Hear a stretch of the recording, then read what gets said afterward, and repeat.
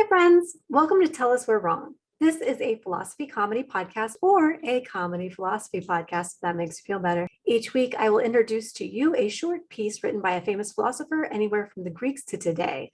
Then I will have on the show two guests, either comedians, improvisers, actors, or regular Joes, Janes, or Bradens, who will try and decipher what the philosopher meant. I will ask them a series of 4 questions to determine their level of understanding. And once they have weighed in a round robin style discussion, we will have on the show a philosophy professor or a related expert who will weigh in on their answers and give them a grade. There is a catch. The guests are not allowed to research anything. Now, as the host, I will play the part of an intellectual wildcard, which means that I will also weigh in on their answers, and whether or not they agree with me can impact their score. So if they disagree with me, I hope they get a bad score, because I'm petty like that. So if you choose to root for somebody during the episode, just know that if they lose, that probably says more about you than it does about them. Something to think about. Anyway, enjoy the show. And I hope we learn something. I hope you and me learn something, because I'll definitely learn something. Let's all learn things.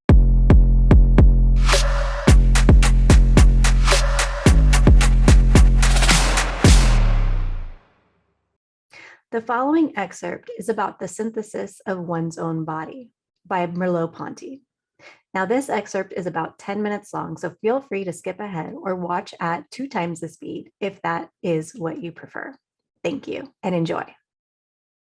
To be a body is to be tied to a certain world, and our body is not primarily in space, but is rather of space. Persons suffering from anosognosia who speak of their arm as a long and cold serpent are not, strictly speaking, unaware of its objective contours. And even when the patient looks for his arm without finding it, or fastens it in order to not lose it, he surely knows where his arm is, since that is precisely where he looks for it and where he fastens it. If, however, the patients experience the space of their arm as strange, and if I can in general sense the space of my body as enormous or as tiny despite the evidence of my senses, this is because there is an effective presence, an extension of which objective spatiality is neither the sufficient condition, as is shown in anosognosia, nor even the necessary condition, as is shown by the phantom limb. The spatiality of the body is the deployment of its being as a body, and the manner in which it is actualized as a body. By seeking to analyze it, we thus did nothing but anticipate what we have to say concerning bodily synthesis in general. We discover in the unity of the body the same structure of implication that we described above with regard to space. The various parts of my body, its visual, tactile, and motor aspects are not simply coordinated. If I am seated at my desk and want to pick up the telephone, the movement of my hand toward the object, the straightening of my torso, and the contraction of my leg muscles envelop each other. I desire a certain result, and the tasks divide themselves up among the segments in question, and the possible combinations of movements are given in advance as equivalent. I could remain leaning back in my chair provided that I extend my arm further. I could lean forward, or I could even partly stand up. All of these movements are available to us through their common signification. This is why, in the very first attempts at grasping, children do not look at their hand, but at the object.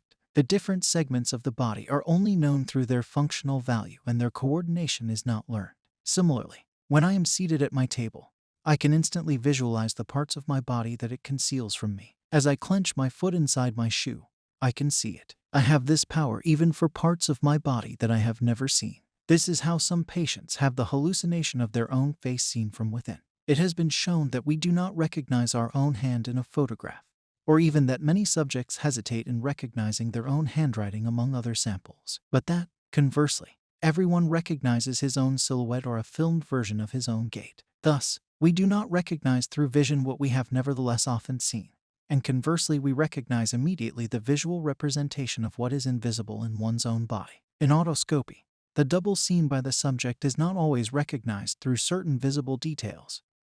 Rather, the subject has the absolute feeling that he is seeing himself and consequently claims that he sees his double. We all see ourselves as if through an inner eye that, from a few meters away, gazes at us from our head to our knees. So the connection between the segments of our body, or between our visual and our tactile experience, is not produced gradually and through accumulation, I do not translate the givens of touch into the language of vision, nor vice versa.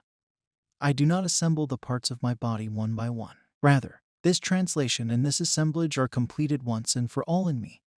They are my body itself. Shall we thus say that we perceive our body through its law of construction, just as we know in advance all of the possible perspectives of a cube from its geometrical structure? But, to say nothing still of external objects, one's own body teaches us a mode of unity that is not the subsumption under a law, insofar as it is in front of me and offers its systematic variations for observations. The external object lends itself to a mental examination of its elements, and it can, at least as a first approximation, be defined as the law of their variations. But I am not in front of my body. I am in my body, or rather I am my body. Thus, neither its variations nor their invariant can be explicitly poised. I do not simply contemplate the relations between the segments of my body and the correlations between my visual body and my tactile body. Rather, I am myself the one who holds these arms and these legs together, the one who simultaneously sees them and touches them. The body is the effective law of its changes. If none can still speak of an interpretation in the perception of one's own body, then it would be necessary to say that it interprets itself. Visual givens only appear here through their tactile sense, and tactile givens only through their visual sense. Each local movement only against the background of a global position. Each bodily event, whatever the analyzer that reveals it, only against a significative background where the furthest repercussions are at least indicated and the possibility of an intersensory equivalence is immediately provided.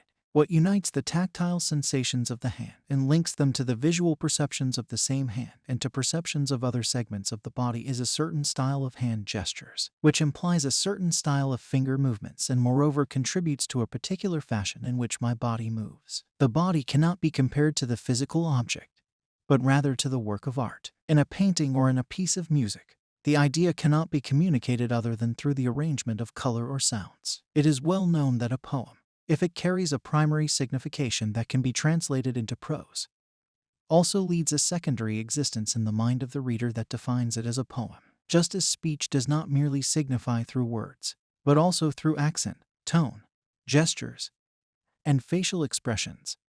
And just as this supplemental sense reveals not so much the thoughts of the speaker, but rather the source of his thoughts and his fundamental manner of being, so too poetry, while it may be accidentally narrating and signifying, is essentially a modulation of existence. The poem is distinguished from the cry because the cry employs our body such as nature gave it to us, that is, as poor and expressive means, whereas the poem employs language, and even a specialized language, such that the existential modulation, rather than dissolving in the very instant that it is expressed, find in the poetic apparatus the means to make itself eternal. But even if it is independent of our living gestures, the poem is not independent of all material support, and it would be irremediably lost if its text was not perfectly preserved. Its signification is not free, and does not reside in the heaven of ideas.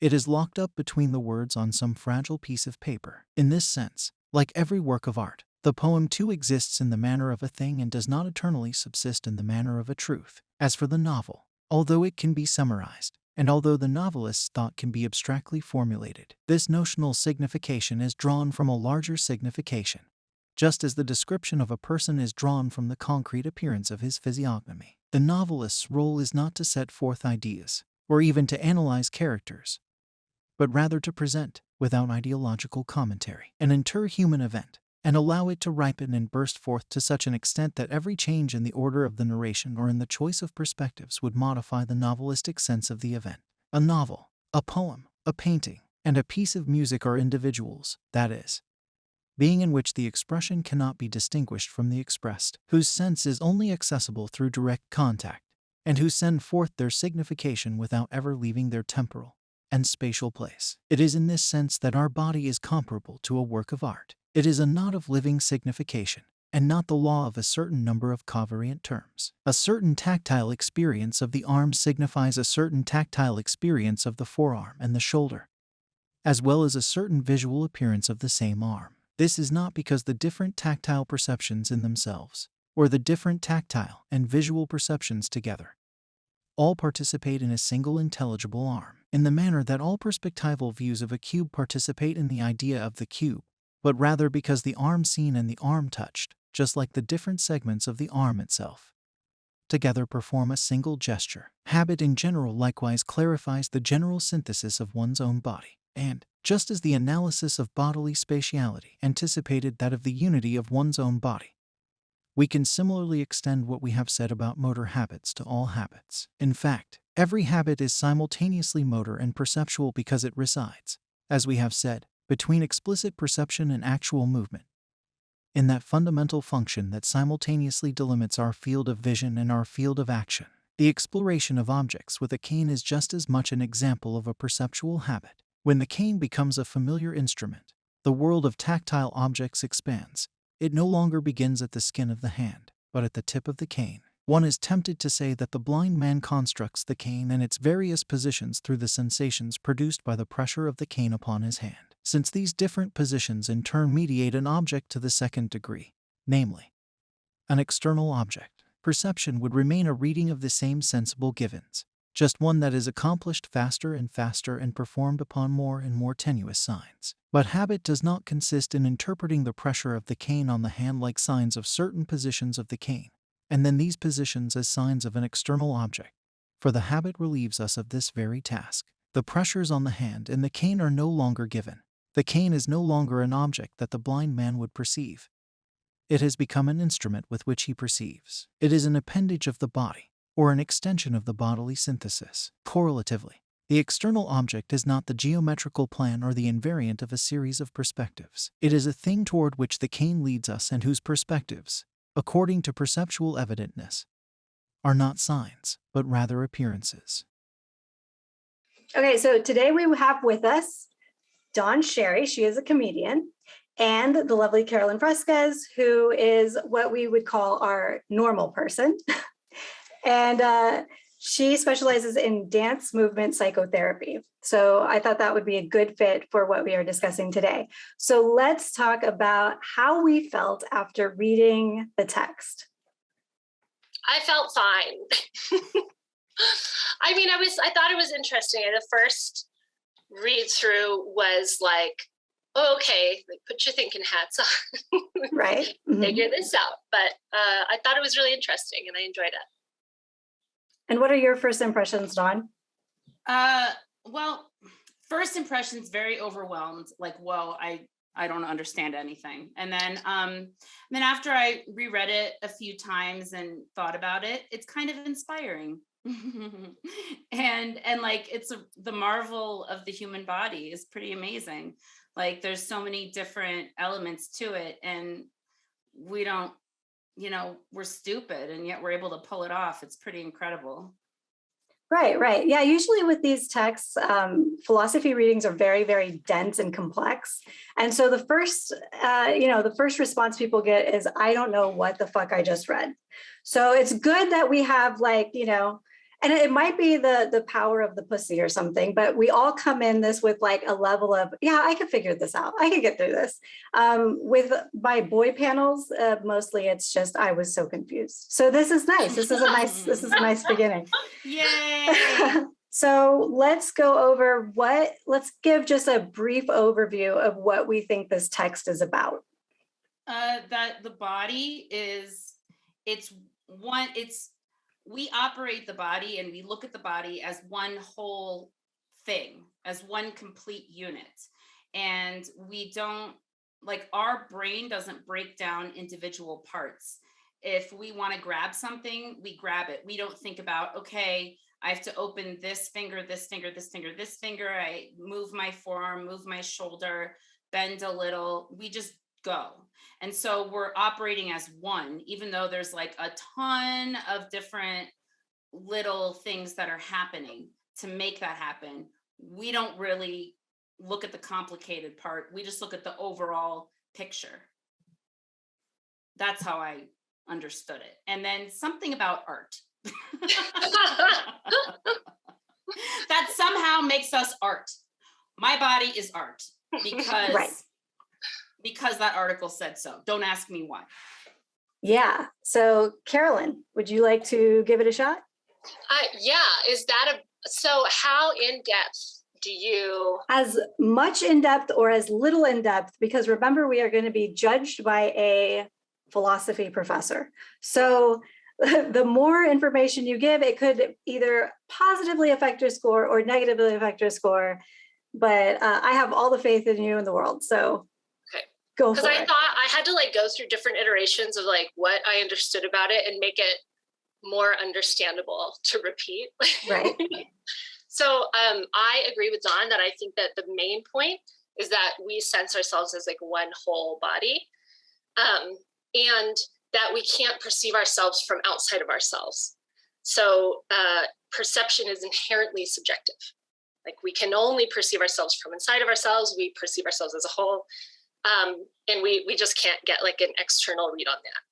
Merleau-Ponty doesn't explicitly use the word integrated, but that's how I think about it. I think that there's all these different systems that we have that are integrated. So he used like visual, tactile, and like motor aspects of the body. And also I think he used like affective presence being like an emotional component. And he says that they're not just coordinated. So, but I like feel like it's this, he's really pointing to the fact that they're integrated. So what I think about that, and I've thought a lot about this in the past. This is something I've really thought about. So we perceive like a lot of different things. We perceive like with the 5 senses that they teach about in like elementary school, you know, like your exteroceptive senses, your seeing and hearing and tasting and smelling and touch, but we also perceive a ton of information internally. So we have proprioception, where our bodies are in space, the force of our movement. We have vestibular senses like our balance, you know, what direction. You didn't research this, you just knew this? I have a lot of background in this area. Like I don't really know this guy that well, but I do know a bit about this part.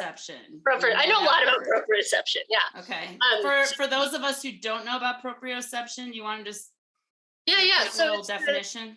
It's the sense of where your body is in space. It's like if you held your hand out and you closed your eyes, like you could touch your nose. Oh, okay. You know, unless you were like, I don't know, do they do that on a DWI check or something? They do. I know that. That's proprioception. And also I think there's maybe some people have different ideas about how it's defined, but I think it also includes the force of movement. So if you move your arm really fast, or if you hit something really hard, like that's also sensed through proprioception. Gotcha. And then there's also like, we also sense our viscera, right? Like our insides, our organs, our heart rate, our lungs, like how we're breathing, whether we're hungry or thirsty or tired.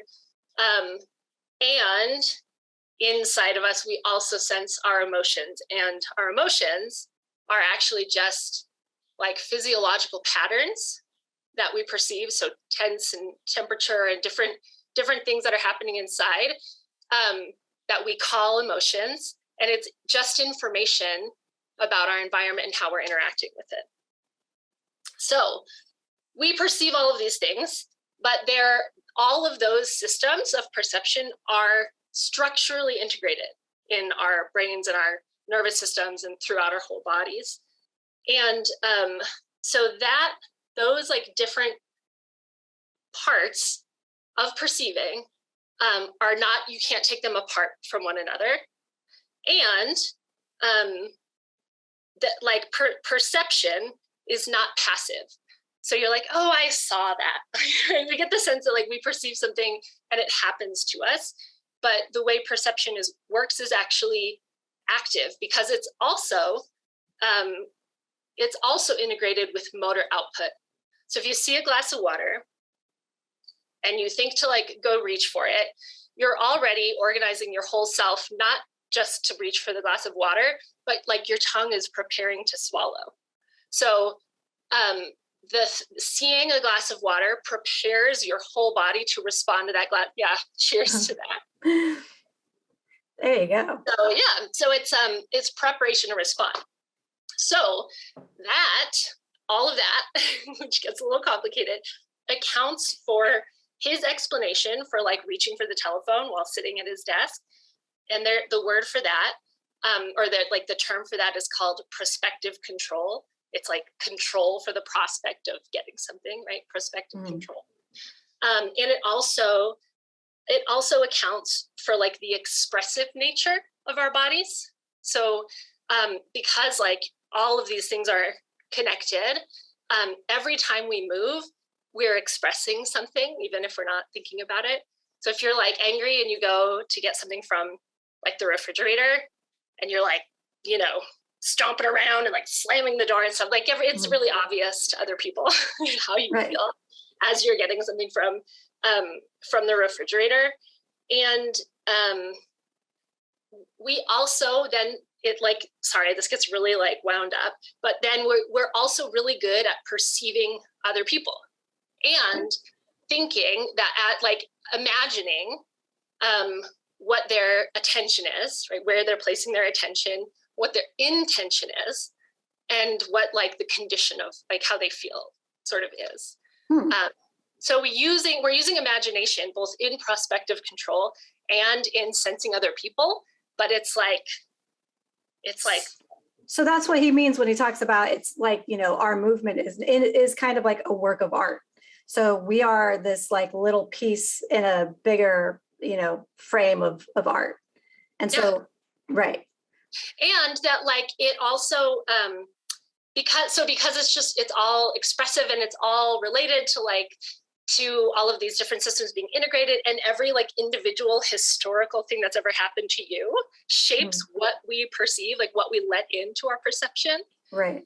And so it's also just really bound up in the context, in your own context. Right.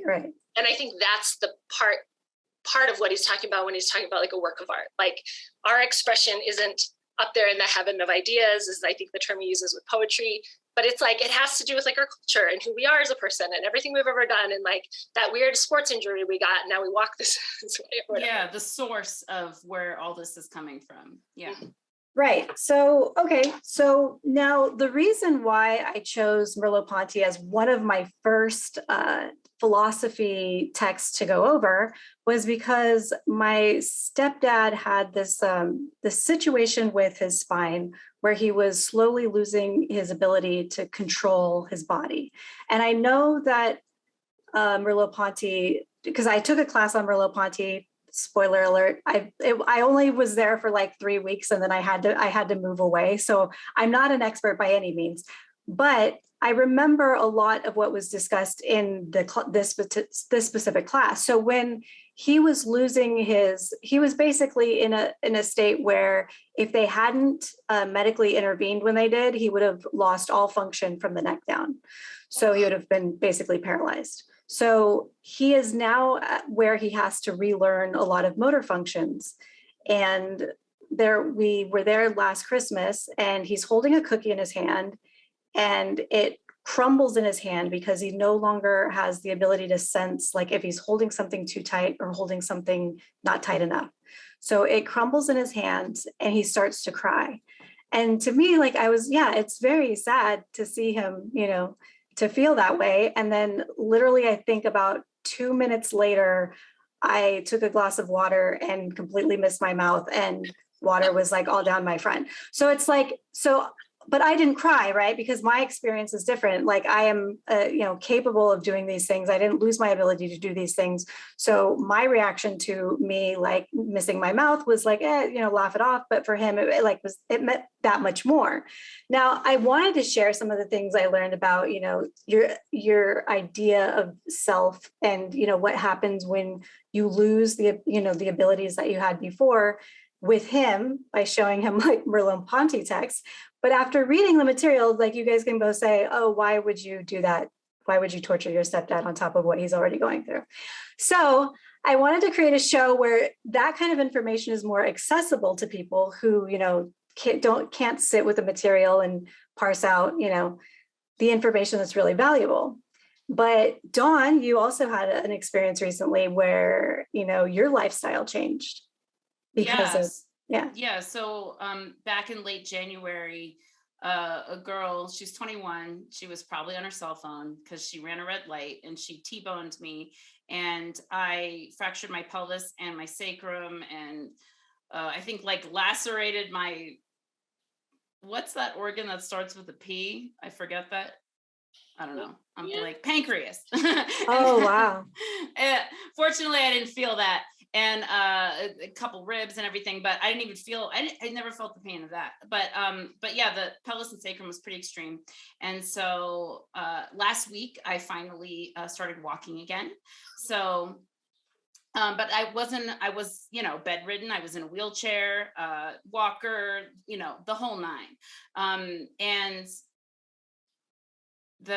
so when they were talking about habits and stuff, like a lot of this is habit, and like what your body is and everything. Like my relationship with my body got a lot, like I got a lot closer to it because I just had never realized how much, like really how much I use my legs to like make things happen. I mean, like a lot, because I wasn't able to put any weight on my right side. And also initially I was in so much pain that I couldn't even like stand up or anything like that. So my whole world became very small and I was like a baby. And like literally I had nurses wiping my ass like a baby, like exactly like a baby. All I did was eat, sleep, poop very occasionally and very traumatically. And if you want to go into that, I will. And pee. That was it. That was all I did. That was all I did, just like a baby. And so because of this like physical change, it changed everything. It changed who I was. And then like I was never so grateful for the parts of me that did work too. Because like, oh my gosh, I had my hands, like I had my whole upper body. Like I could at least feed myself. I could at least do that. And so it brought so much more gratitude to me. And then also like being able to, my muscles after the accident were so tense.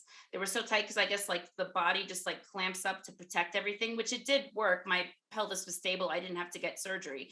But it didn't, the muscles would not loosen. They wouldn't let go. They were in this like permanent clamp and it was making everything super painful. And so I like literally told my muscles, like, you can relax now. Like, thanks for what you did. I know you went through hell. So sorry about that. Promise I'm not going to be in a car for weeks. You can completely relax. Everything's going to be fine. And it worked. It totally worked. My muscles completely relaxed. And I was like a floppy noodle. Like I couldn't believe it. So I was able to like tell my body what to do. Cause I'm like my body's boss. Like I tell it what to do and it gets it done. So it's not listening to me right now because it's been traumatized. So like, what would like the best boss do to like get their employee to perform again? And so that was essentially what I did, like acknowledge what they went through and like literally like talking to like my muscles in my hips and my butt and like the areas where everything was so tense.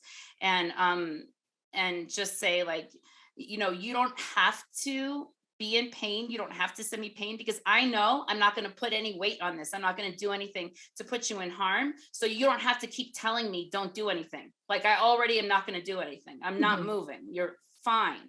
And so just like really assuring my body and like promising, like I'm going to do everything to get us back to normal. But right now you're hindering my progress because everything is so tight. I can't move. I can't do anything. So you've got to loosen up and then we can start making progress. And so, and then really like, then being like my actions also like had to reflect that. Like I couldn't just be all talk. You can't just be a boss that's all talk, right? So you have to deliver. So I did all my PT. I never put my weight on my right foot, even though I wanted to. I never did the stuff that was going to harm. I never drank. I didn't drink because I'd sprain my ankle and then I would get drunk and I'd be like, I don't need my crutches and like running around and then my ankles all swollen the next day. And so, like I did all these things to my body. So it's no wonder it's like, don't do anything. I'm going to put you in so much pain so you don't do anything because you're going to get drunk and you're going to, run around on me and do stupid stuff. And I'm like, no, I'm not going to do that. I promise I'm not going to do that. And so, so then it was like following through on the promise because like your body's totally going to know if you do it or not. Like you can't lie to that. Like there's no hiding from your own body. Right. So, so it kept me really honest. So like my integrity is like stellar right now. That's awesome. Yeah, I wish I could learn how to do that, because I have a condition called IC, which is interstitial cystitis. And what it is it's an autoimmune disorder which attacks the bladder. And I am doing basically what you said with the rolling the ankle. I know all the things that I shouldn't be doing, and I'm doing them anyway. And yeah, You gotta stop drinking coffee, girl. It's coffee, alcohol, it's everything. Yeah, you gotta, everything that's fun, just don't do it. Right. Strawberries, apples, it's done. Mm-hmm. Yeah. I went through something similar. So, okay. But so here's the good thing. I can drink coffee again. Mm-hmm. I didn't drink coffee for like 2 years because I had gotten my bladder like so acidic, I guess. Yeah. That like, it's kind of, my friend described it as like, let's say you're sunburned and then you go out in the sun, like in 5 minutes, your skin's going to feel like burning because you're already sunburned. So it's like your bladder's already super sensitive. It's already like inflamed. And then you drink coffee or you drink alcohol and then you really inflame it. And then it feels like you have a UTI when you don't have a UTI because your bladder only has like so many like ways that it communicates pain. It like all feels the same. And so, right. So then like, I just got it like super alkaline. And then I was able to drink coffee again. So your world will get better, but you have to like not do any of that stuff for like a long time. Yeah, I've cut out coffee. I've cut out coffee, but it's the alcohol that's hard. I think you guys did a great job covering a lot of the material. I don't think I have anything in my notes that is really any different, other than I really did like the whole idea of the body as an expression. So it's like it's a work of art. Yeah, I think there's something like poetic and beautiful about that. So what did you guys have for the personal story that you felt tied into the text? Dawn, you kind of went in on your accident, but was there anything in the text that kind of like made you reflect on like your personal story? Oh, I actually had a different personal story that I felt better related to the text. But let me tell that one first to get it out of my head, and then we'll go back to the accident. So one time I did salvia multiple times. I don't know if you've done salvia, but it used to be legal in California. They found out it was amazing. They made it illegal. But what it is it's some herb thing, and it like what it basically did. It's like 15 minutes or 45 minutes or not too long of a high, but it's where like reality feels like a dream life feels like a reality. And like when you think about how reality it was in the past, you're like, how like okay, let me explain. What my sense of self, right now I'm looking at my nails and I'm like, that's me, my fingers are me, all this is me, like it all feels like me, I identify it as me. But when this one particular time, actually no, every time when I do it, my sense of me is only my head. It's just my head, and my entire body is this fucking weird, crazy thing that I have no control over. And I'm like, what the hell is this? Like all this extra shit. Like, I don't need any of this. Like, and then at the same time, I'm like, how, like, I remember lying on the couch one time and I'm like, how is it that I was like walking around the kitchen earlier? Like, I remember one time being in a car and I'm like, how could I drive at one point? Like the way that thinking about a dream from last night is like, you can barely hold on to it. It's just like it's just like this like ethereal sort of translucent memory. That's what, like the thought of driving, the thought of using my body, it was like, I can't believe I actually use this body because I have like no control over it. Like, I don't know what any of this stuff is. And so it was just weird how like once my sense of self changed to only my head, I didn't use any of my body. So, now I can tie this into the accident. So I basically had to pretend like I didn't have a right leg, because if I thought like I had a right leg, then I would use it. Okay. And so I mean, I obviously couldn't ignore my right leg, but I like completely like kind of like turned off communication in a way, because I wasn't, although that's why they have you do PT, so it's not totally shut off. But like in order to not use it, I had to like ignore it.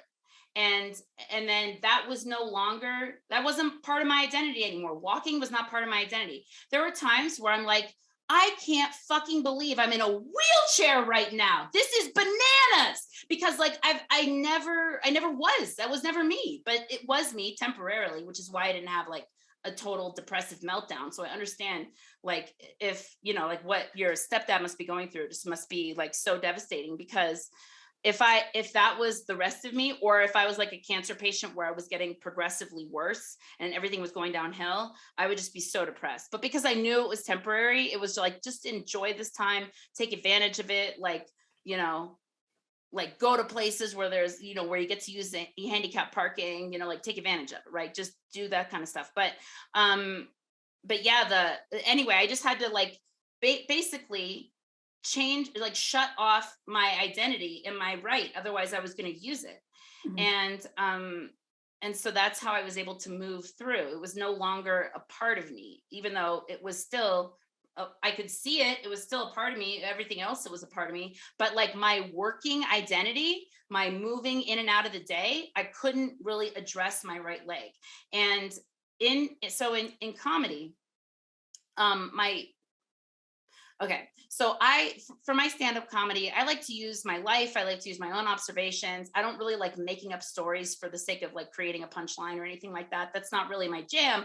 It's more like a nonfiction versus fiction type of thing. And I've always been very open about my sex life. And so like talking about my sex life, that's like one of my primary things that I do. And my boyfriend is very private and doesn't want our sex life discussed at all.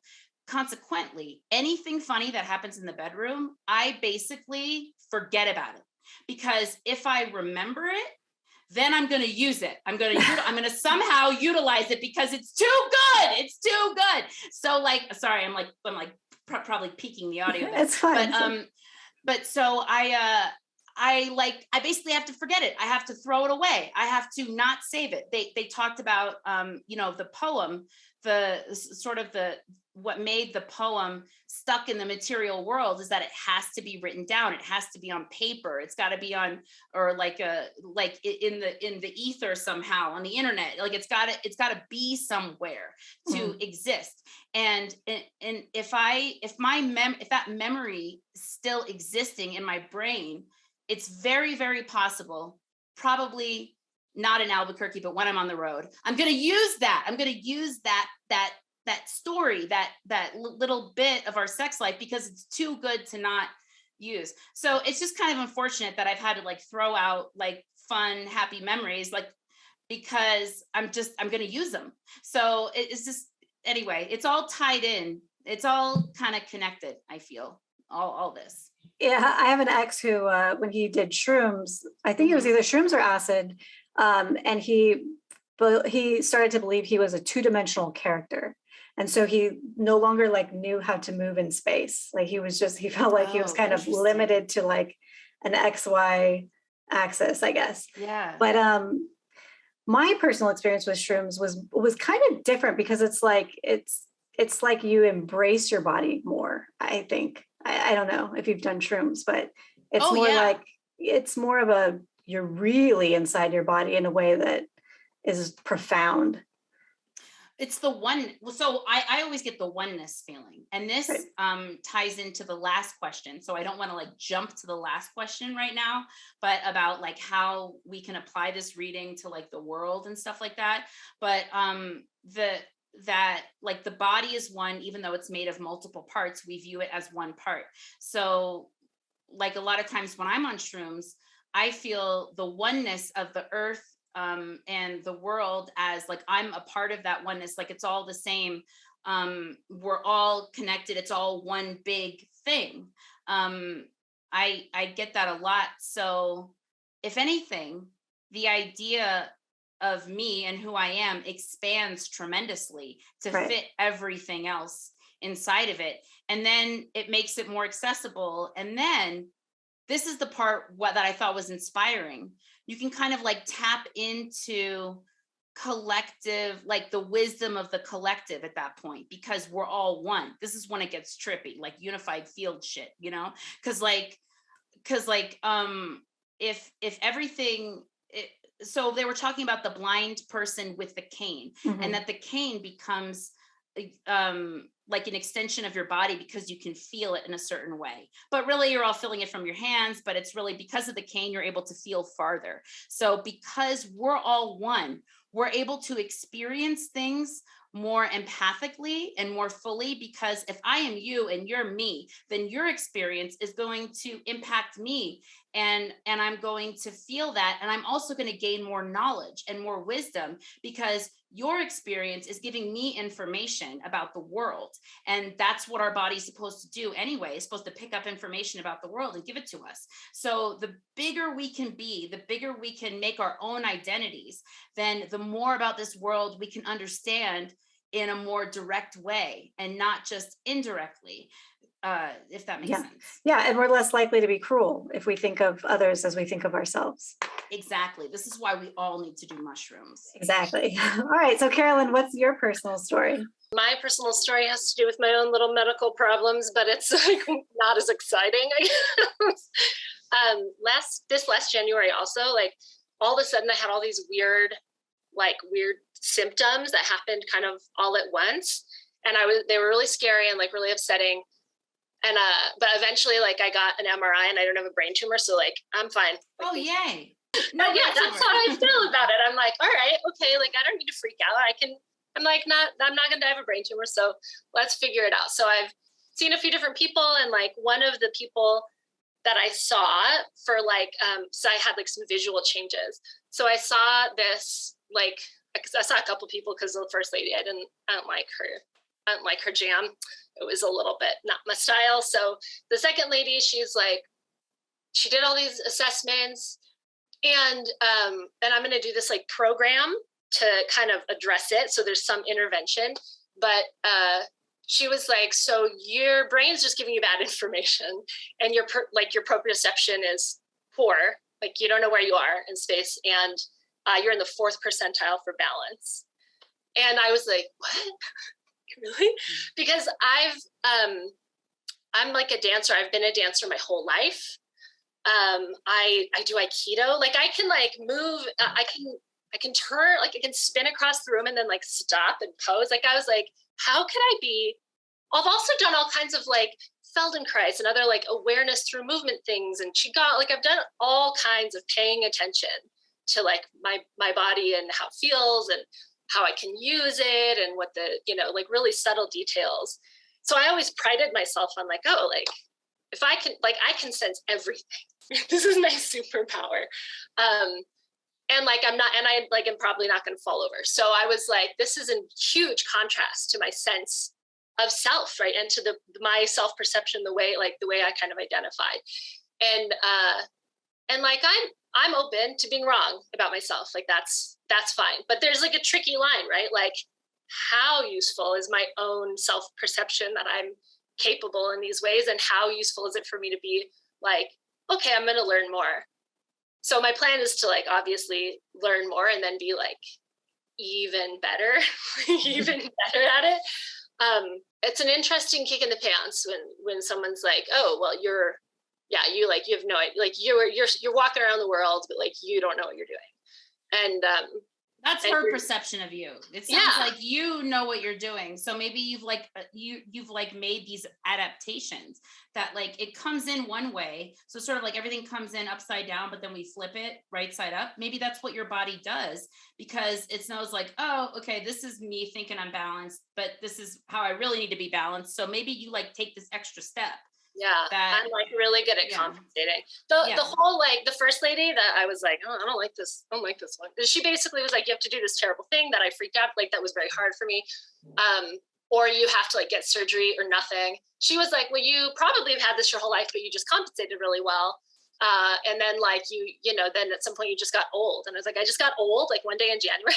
Oh no, like, oh, that's too bad. Or the other thing is like, it could be, I don't know, it could be viral or whatever, but thanks COVID. I don't know. I think it just kind of how do I think this relates to Merleau-Ponty though, obviously in the sense of like self-perception and your perception as a whole self and how you interact with the world, but that it is like totally subjective, right? That it's like we're walking around in our own little, beings, and we have an understanding of what that is, and we can not have external information that would otherwise tell us we're wrong. But it doesn't necessarily matter.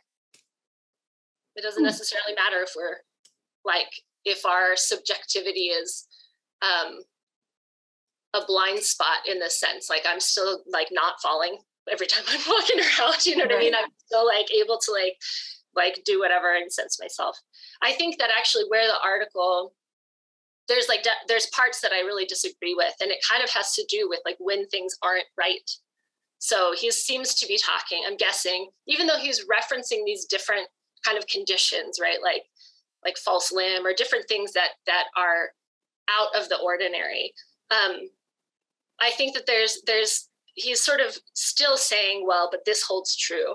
And I think that there's instances where maybe it does to some extent, but what about sensory processing disorder the integration is not working the same way, right? Which I also have and have graciously given to my children.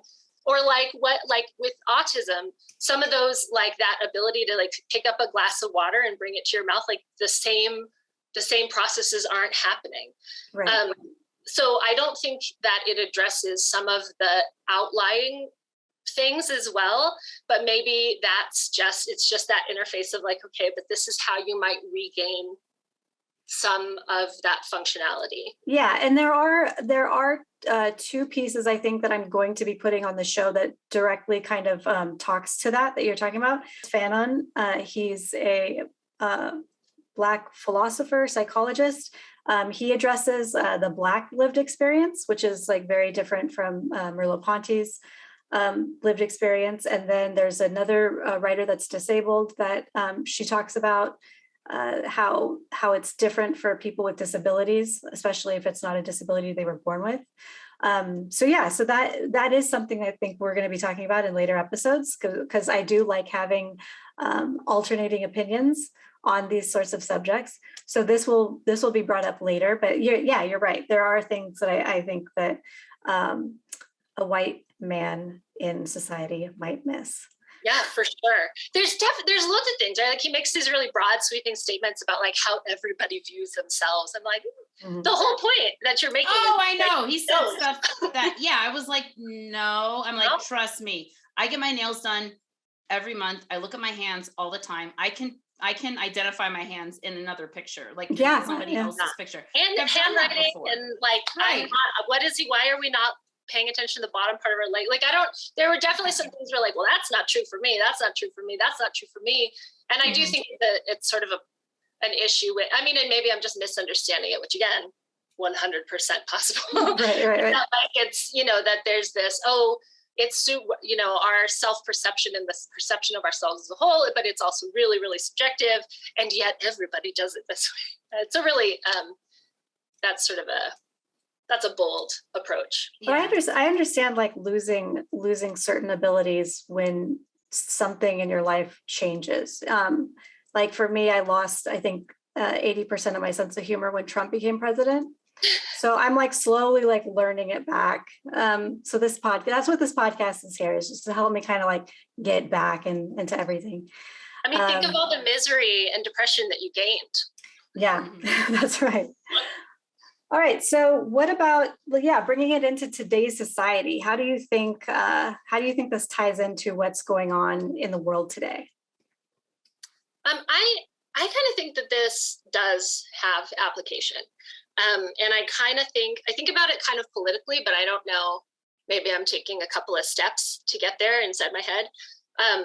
But I think that just the idea that everybody has their own subjective experience is like, there's a huge lack of it, right? This idea that like, that whatever is true for me is true for other people, and that I feel is really problematic.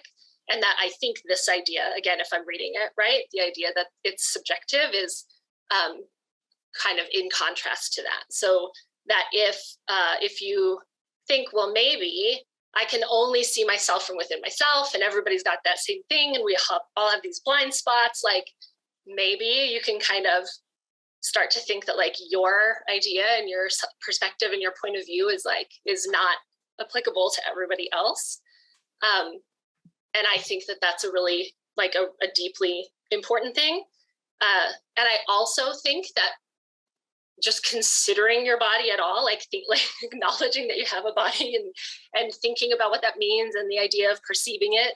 I think that that's also like sort of deeply politically important, because I think a lot of the problems that manifest have to do with the sense of sort of not acknowledging that other people have bodies.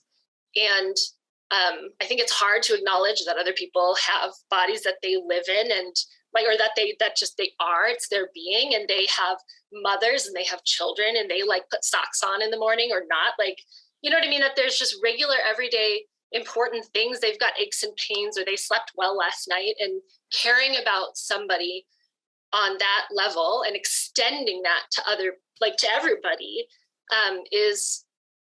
it's something that I think we need on all levels. And that I think that starts with thinking about having your own body and being able to sense that, and then that like, you know, that there's some courtesy in assuming other people have their own experience.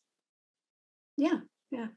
Dawn? I think also that not everything is just its physicality is really important too. Like in the way, well, there's a lot of things, just like the fact that the blind person uses a cane to see. Like we use our phones, we use the internet to sort of be and perceive in places that we're not. So to keep in mind that also, like what tool we're using, what appendage we're using, what extra appendage we're using, and you know, like how is it functioning? So and then like what is it, is it coming from imagination, or is it coming from like actual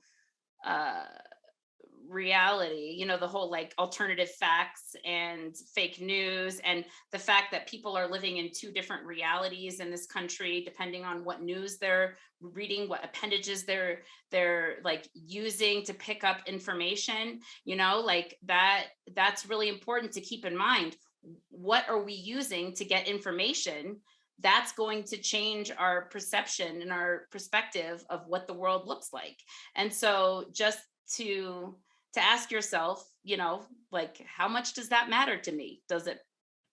Is it real? You know, where is this coming from? The source of things, you know, like, I think that's really important. I feel like a lot of this stuff is like common sense that we already knew. It's just that this philosopher was like, how can we make this sound really complicated? But a lot of this stuff, I think, is common sense. It really is common sense. You know? Yeah, I think that it's really interesting that you're talking about that, like that habit piece that he's talking about, and applying it to technology. Like that's a really fascinating thing to think about. But yeah, I agree also that like there's that in everybody kind of would say, well, I am more than the sum of my parts, right? Like I am some other phenomena that comes out of just being a person. Oh, I thought of something else. Okay, so let's say, I mean, it sounds like I'm getting the vibes that you guys are not Fox News like aficionados or whatever, but but okay. So a lot of people watch Fox News, and they have an idea of how things are in the world, and so that is their reality. So in order for us to understand what is the reality of our country, our one body, we actually need to be very aware of that reality, because that is their reality, that is their perception, and we need to know what they're perceiving. We need to know what they're hearing, seeing, feeling, to understand them, and then to to sort of like, if any influence is going to happen, you have to like get into their zone of reality to then relate. Like you got to meet them where they're at, you know, like there's some,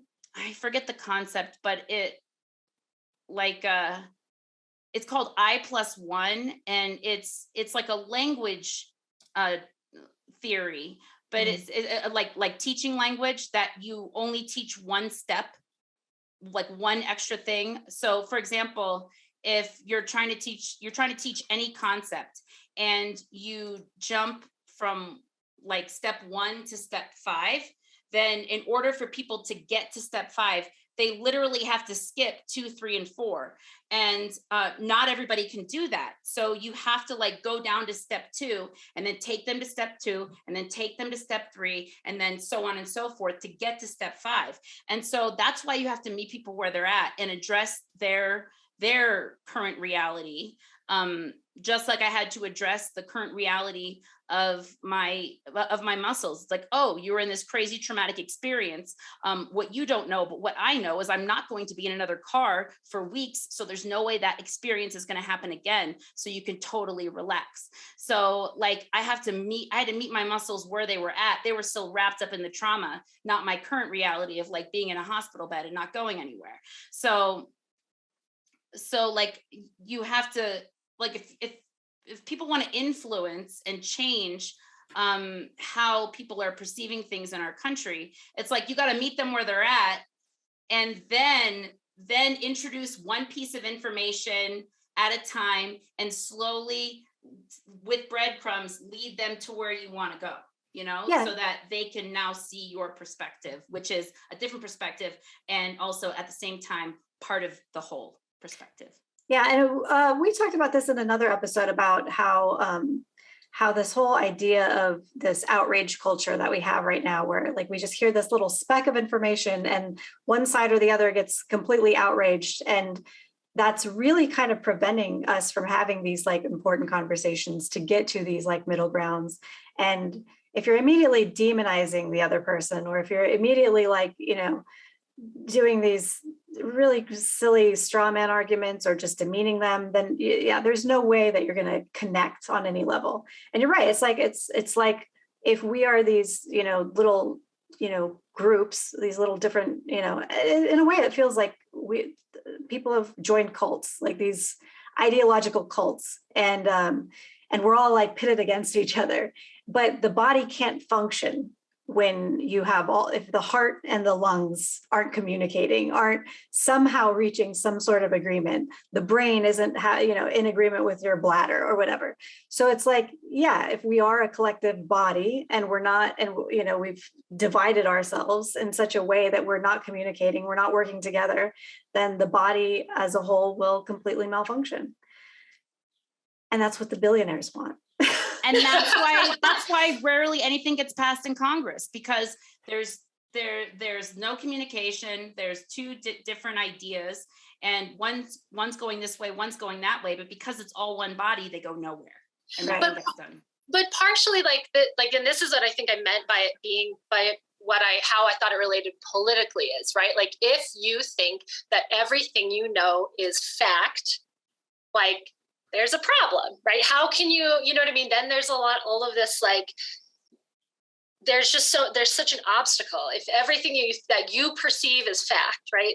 But if you were to read Merleau-Ponty and think, oh, everything I perceive is subjective, so maybe there's other fact, right? Maybe there's some other sense of like, it's natural for someone else to have a different perspective because they are not me and they are subjective to their own like self-related experience. Like that's what I think, that's how I think this functions politically, right? If we are like, oh yes, I can only see from my own perspective unless I work to see from somebody else's. Right. Then it's not going to happen. Yeah. And then the phantom limb thing, the nerves just cannot believe that the leg that is no longer there is not there. So when the table is covering the legs, the brain is going to picture a leg there when there is no leg there. And if if somebody is picturing a reality that is not there, it kind of doesn't matter to them, because in their mind, it's there. Yeah. It's there. So it exists. it exists in the way that they're responding to it. And that's why, like, I think it's so important. You got to go back to the source of things, because if you're referring to anybody's perspective on a document as reading the document, you did not read the document. So you don't know what's in it. You're only going off of hearsay. And it's like, if you don't know, if you haven't seen a movie, but you read the reviews on a movie, that's not seeing the movie. And you can develop an opinion on the movie, but what's it actually based on? The prose describing what the poem is about, the summary of the actual narrative work, it's different. It's not the same. But if your body perceives it as the same, then to you, it doesn't matter. And that's a problem. So I don't know, like, am I reading into it too much? No, I don't think read into it too much. The whole point is to keep reading into it. Right, exactly. So when I was thinking about this piece, I was maybe because I'm going through my own experience of trauma, but that book, The Body Keeps the Score, about how trauma actually like plays its role in your body. A lot like Dawn, you were saying that, you know, your muscles got all tense because it was protecting you. And, you know, when you experience, you know, traumatic situations, your body internalizes it, and then you don't realize how much you've internalized these things until it expresses itself in a very bizarre way. And then you have to backtrack and remember. And I think that was because I think we're talking about trauma a lot lately in society, or maybe it's just me and my Facebook has decided that that's all it's going to show me. But yeah, it reminds me of that, of how, I don't know if you guys are familiar, but you know, I was diagnosed with a autoimmune disorder. I've had tons of my friends suddenly have autoimmune disorders in like the last 5 years. Unprecedented amount of numbers of people being diagnosed with these disorders. And it's like, was it because of the stress of the pandemic? Is it because of the stress of the economy? Is it, you know, it just makes you wonder, and, you know, how our bodies actually respond so much more than we are consciously aware of. Yeah, and then also what our bodies perceive as bad or against us. Because it's my understanding, and maybe I'm oversimplifying what an autoimmune disorder is, but it's where the body turns on itself. Mm-hmm. And what's a normal part of the body sees as not normal and not part of the body, and something that needs to be eradicated or eliminated. And then there's inflammation, and there's all this like panic and stuff like that that's going on. And so this idea of oneness, that we're all one, and everything in our body is, if you could say, of our body and not foreign. Maybe if you can like convince your cells of this, because really your brain is cells, so your whole personality is just cells anyway. So if you think you don't have personality in your pinky, you're probably wrong. Your pinky is still you, you know? So all the pinky cells are going to be like your brain cells, and they're going to want acknowledgement and attention and, you know, all this stuff that you would want too. So if you can like convince your body that everything inside of it is like one, and I mean, I'm totally like riffing here. I have no idea if this is true or not, but like, if you can like really talk to your body and be like, trust me, this is totally fine. You don't have to freak out about it. You can completely relax. It's like trying to get it to relax and get it to calm down and not to freak out. It's like your neighbor, who's your next door neighbor, who is not trying to invade you or anything like that, happens to be a Trump supporter. That doesn't mean you have to fear them, hate them, send daggers to them, mean awful things like, you know, put put like bumper stickers on your car as like some sort of passive aggressive way to let them know, like, you're not welcome in my house, you know, like it's not going to make for harmony in the neighborhood. Okay. And like your neighborhood then has an autoimmune disorder. So it's like, but if you're like, no, we're the same. Why? Because we're alike, because we're humans, because we have families, because we both have emotions, we both have desires and needs, and we both need food, and we both have to go to the bathroom, and we both have to have working plumbing. And guess what? If the power goes out at my house, the power is probably going to go out at your house too, and you need that power. So let's work together. So if like, I feel America has an autoimmune disorder. I just figured it out. So it is allergic to itself and attacking itself. This is not good. So we have to unify America, much like you have to unify your body. So I guess, I don't know, but I feel like talking to your cells is, I think, beneficial, and really being like, this is not something you need to freak out about. You don't have to freak out about bread. It's a good thing. It's a good thing. Just relax. Don't inflame me. Don't inflame me because I have a biscuit, you know? Biscuit. I think it's interesting that our thoughts can be part of our perception, right? Like humans are so abstract in a sense, right? Like that we have all these, that are literally a thought can change your whole physiology. This morning I was like, I'm nervous about like this call. And I was like, there's literally no reason to be nervous, but I just tend to get nervous. So like telling myself like, oh, like you're perceiving that something weird is going to happen, but like you can relax, you can calm down. And it's another sense of like you being able to talk to your leg is a way of letting your whole self perceive that it's okay.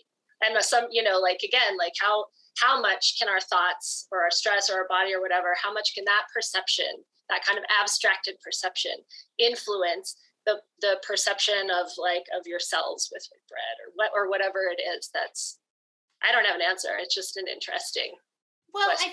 I think the key is gratitude.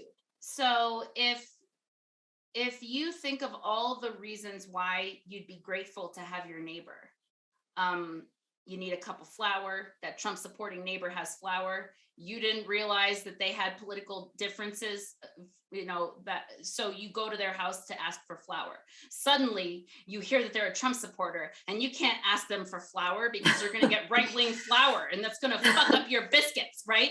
So it's like, that's delusional. Okay. So it really is. Like, I get very mad at my friends that are like suddenly find out through Facebook that one of their friends disagrees with them and then they cut them off. I'm like, great, you just cut off part of your own body. You've now lost the perspective that you needed to like keep this country unified. You can stay unified with your neighbor if you're grateful for the fact that they have flour. You're grateful for the fact that they watch out for you too and stuff like that. Mm-hmm. Like and so I was thinking, you know, when my body was in so much pain, rather than be like, oh, fuck this, and like, fuck my pelvis and like my sacrum, like if I sneezed or if I coughed, it was like, pain was like a 9. It was tremendously horrible. So I could turn on my sacrum and be like, oh, fuck you. I can't believe you fucking did this. Why are you so angry? Why do you have to get so inflamed for no reason? You know, like, it's ridiculous. I'm just sneezing. Like, if I like approach it with that energy and with that anger, it's not going to help the healing process.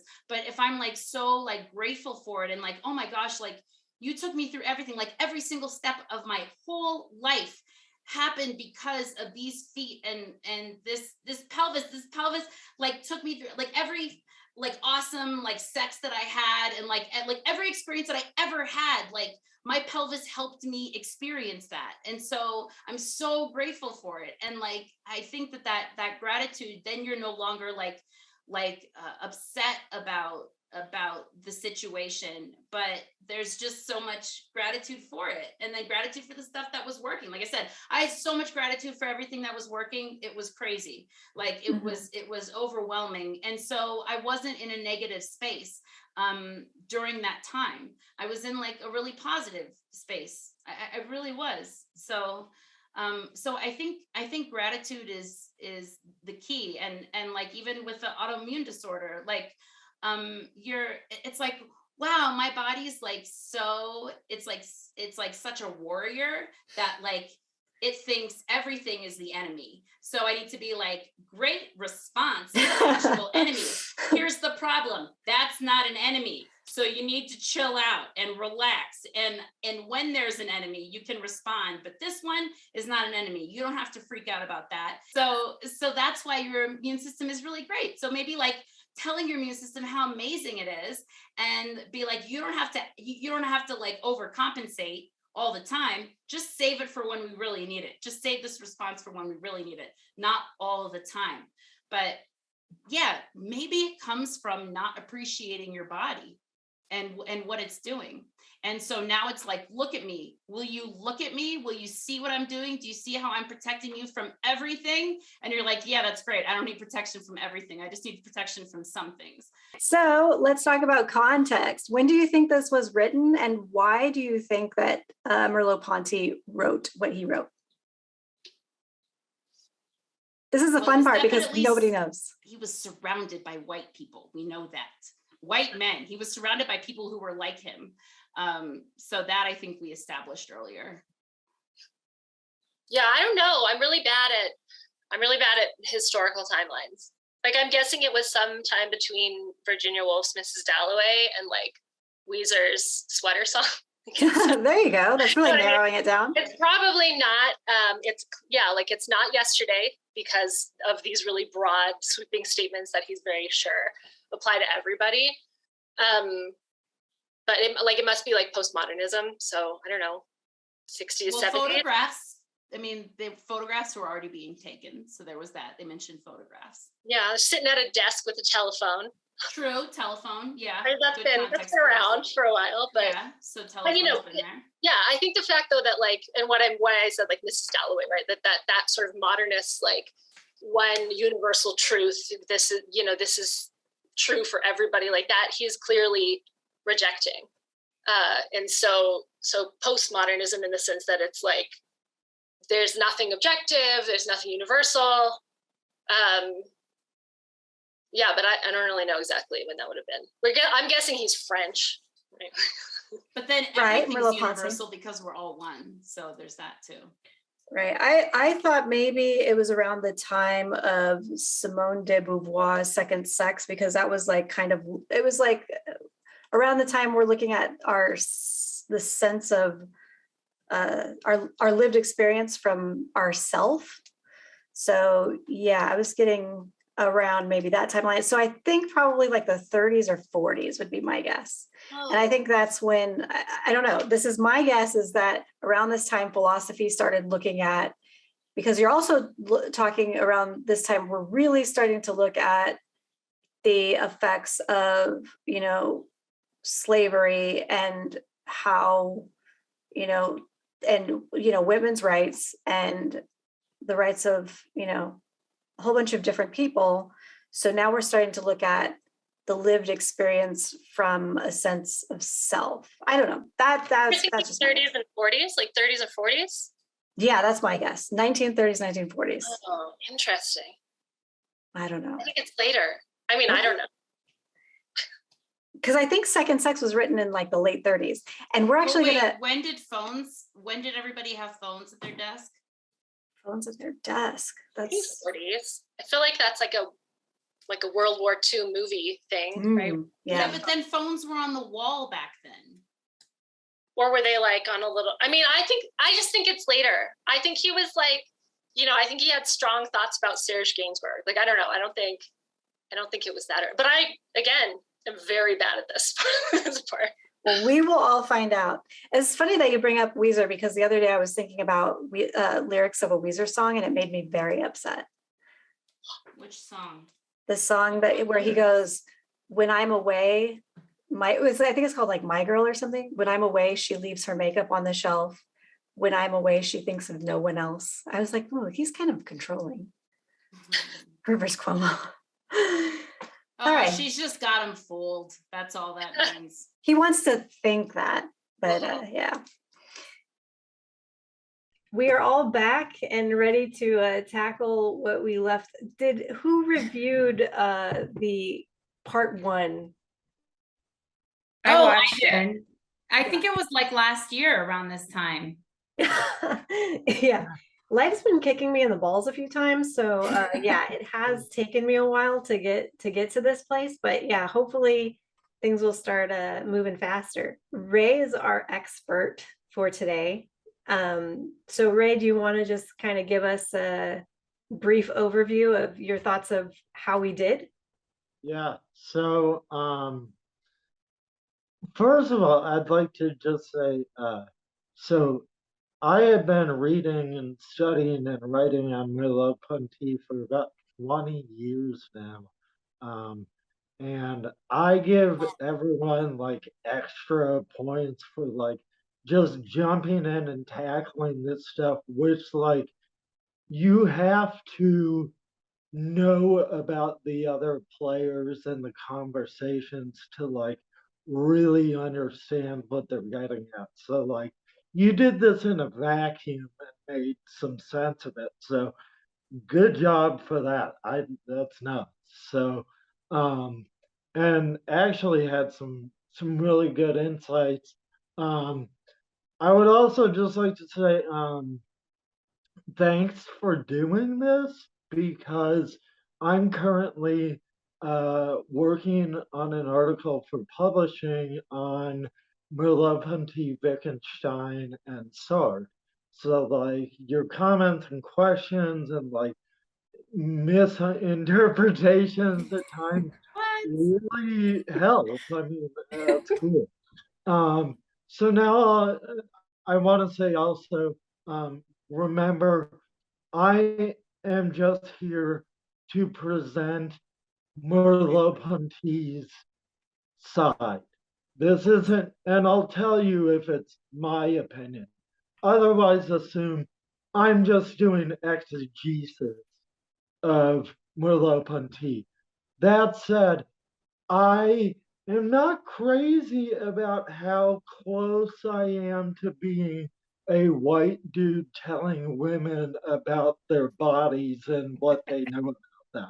That's actually So, that's actually pretty funny because the one feedback I did, because I did show a few people the first half of this episode, and the one piece of feedback that I got was that we were a little bit too rough on men, or at least I was. no, cool, bring it. No, I love that. And listen, I have my deeply seated skepticisms and problems with Merleau-Ponty.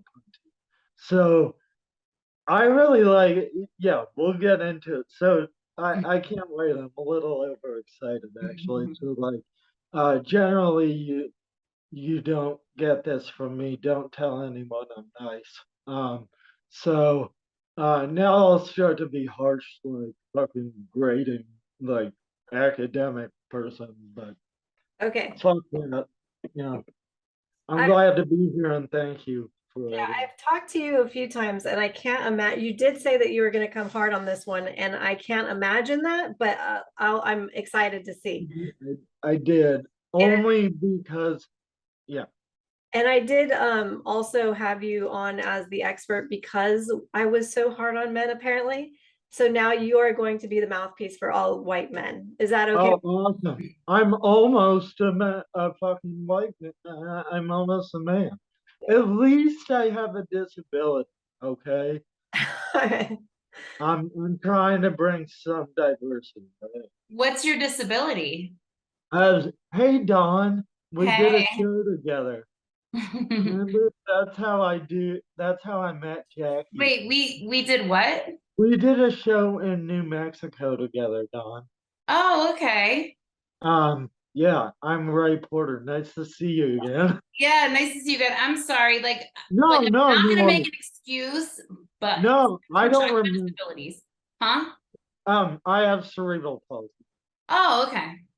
Yeah. Cool. Yeah.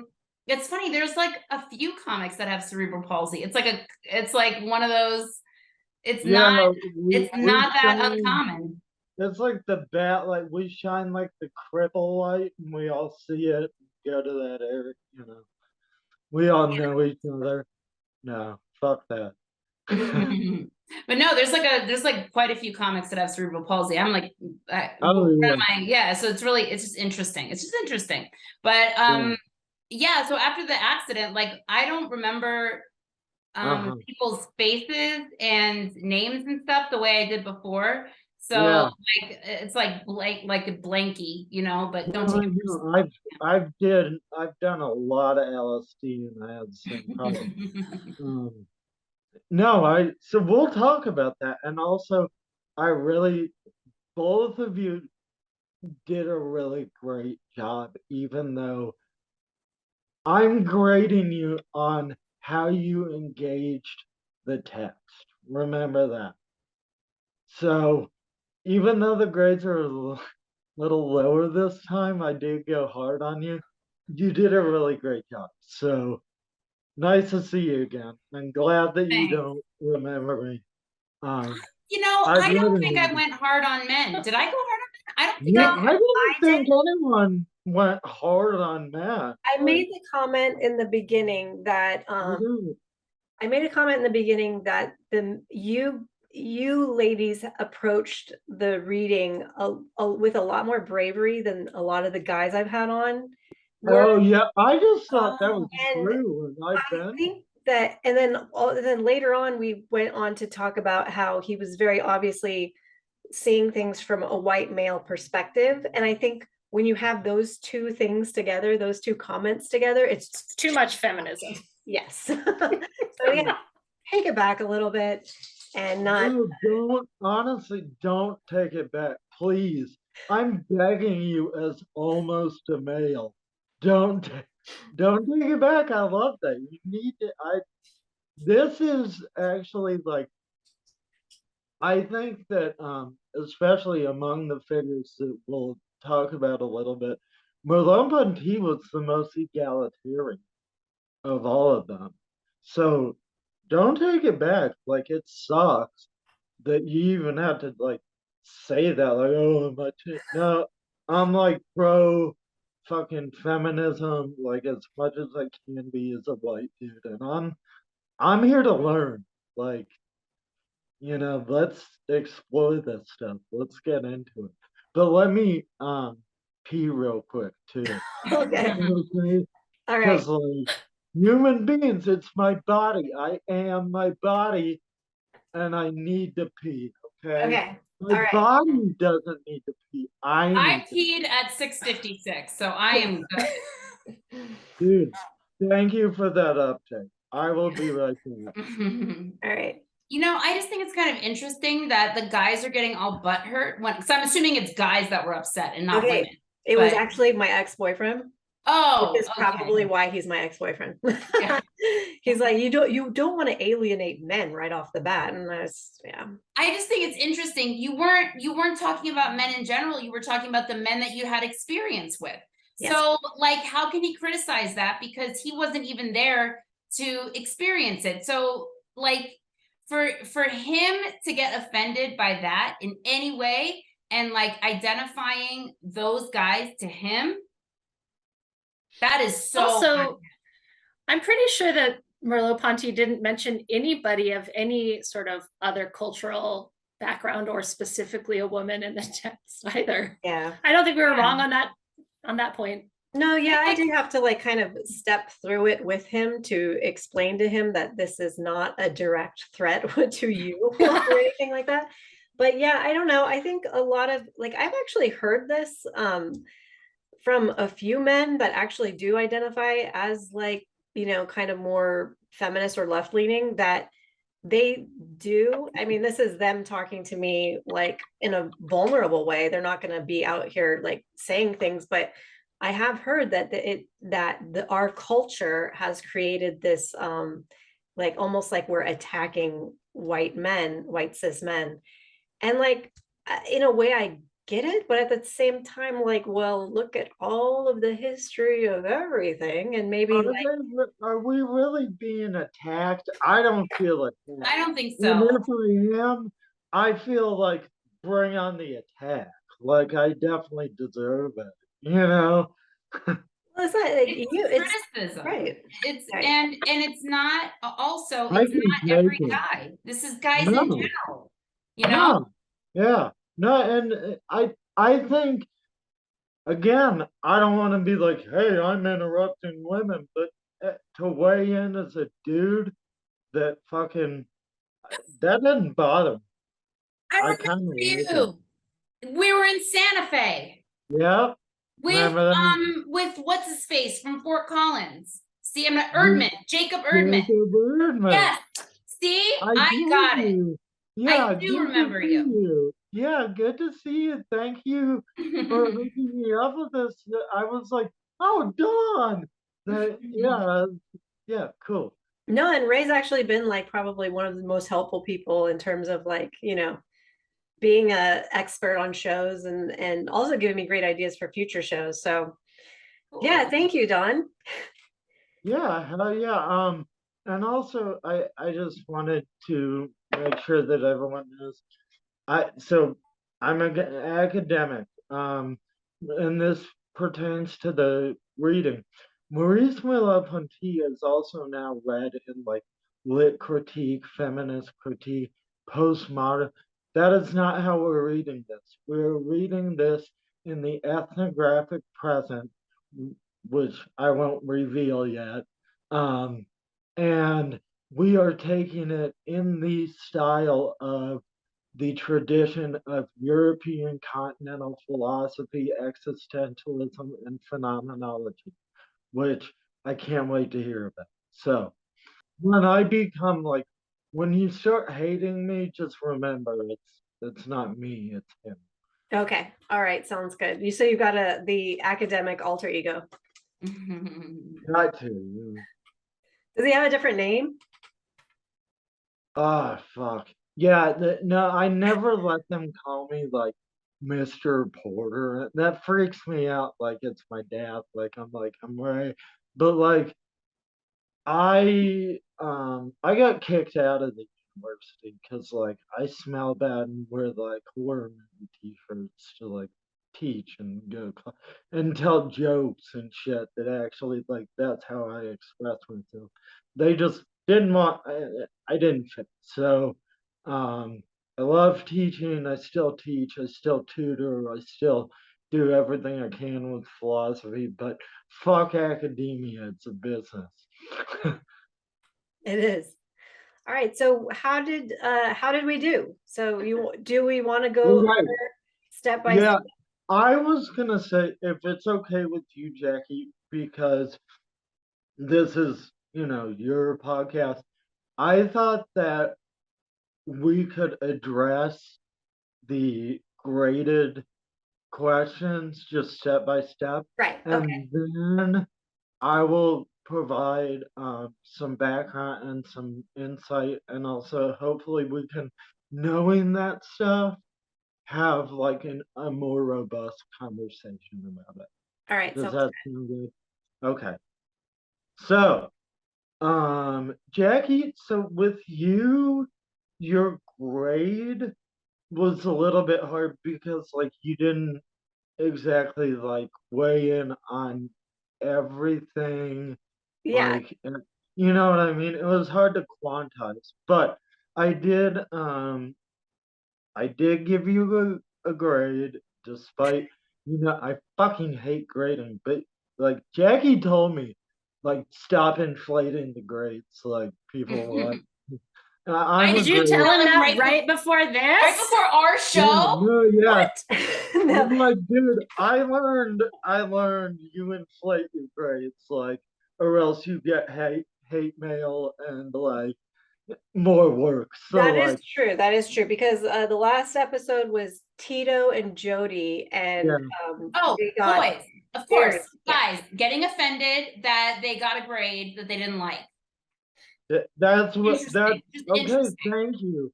Thank you for understand. I'm not trying to do that. Like Yeah. I Jody's hate a guy for anybody who's not paying I attention or doesn't know. I think that like just taking part in this, you get a fucking extra, like a fucking 5 out of 5. But that's not the game. Yeah. Okay, so let's get mad. Okay, so first question. And let me find my glasses. My glasses. Hold on. All right. So first question, and Jackie, would you remind me of the question prompts? The first one is, what do you think this is about? And About.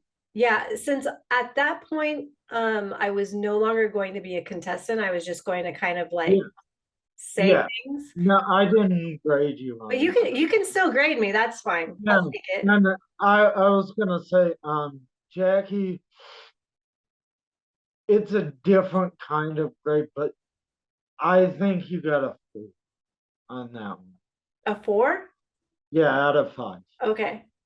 Yeah. I So I don't think I graded even them. said anything for that first question. I just said that I felt Yeah, like they but got actually, I watched it twice, okay. and you said things later on that Okay. actually, hey man, I'm a good teacher. What the fuck, you All know? right. All right. Kind of different. So I think you got 4 on that one. And I think it's kind of like not fair though too, because you already had studied some Merleau-Ponty, hadn't you? Yes. Okay, so I'll put you in your place later. Okay. So Dawn, I gave you a 3 on that. Okay. Um, great answer. And one thing is done throughout, you really seemed like you engaged the material, even as daunting and, like, existentially terrifying as that is. Like, I can tell that you really waded through the material, and I that's really what we're after.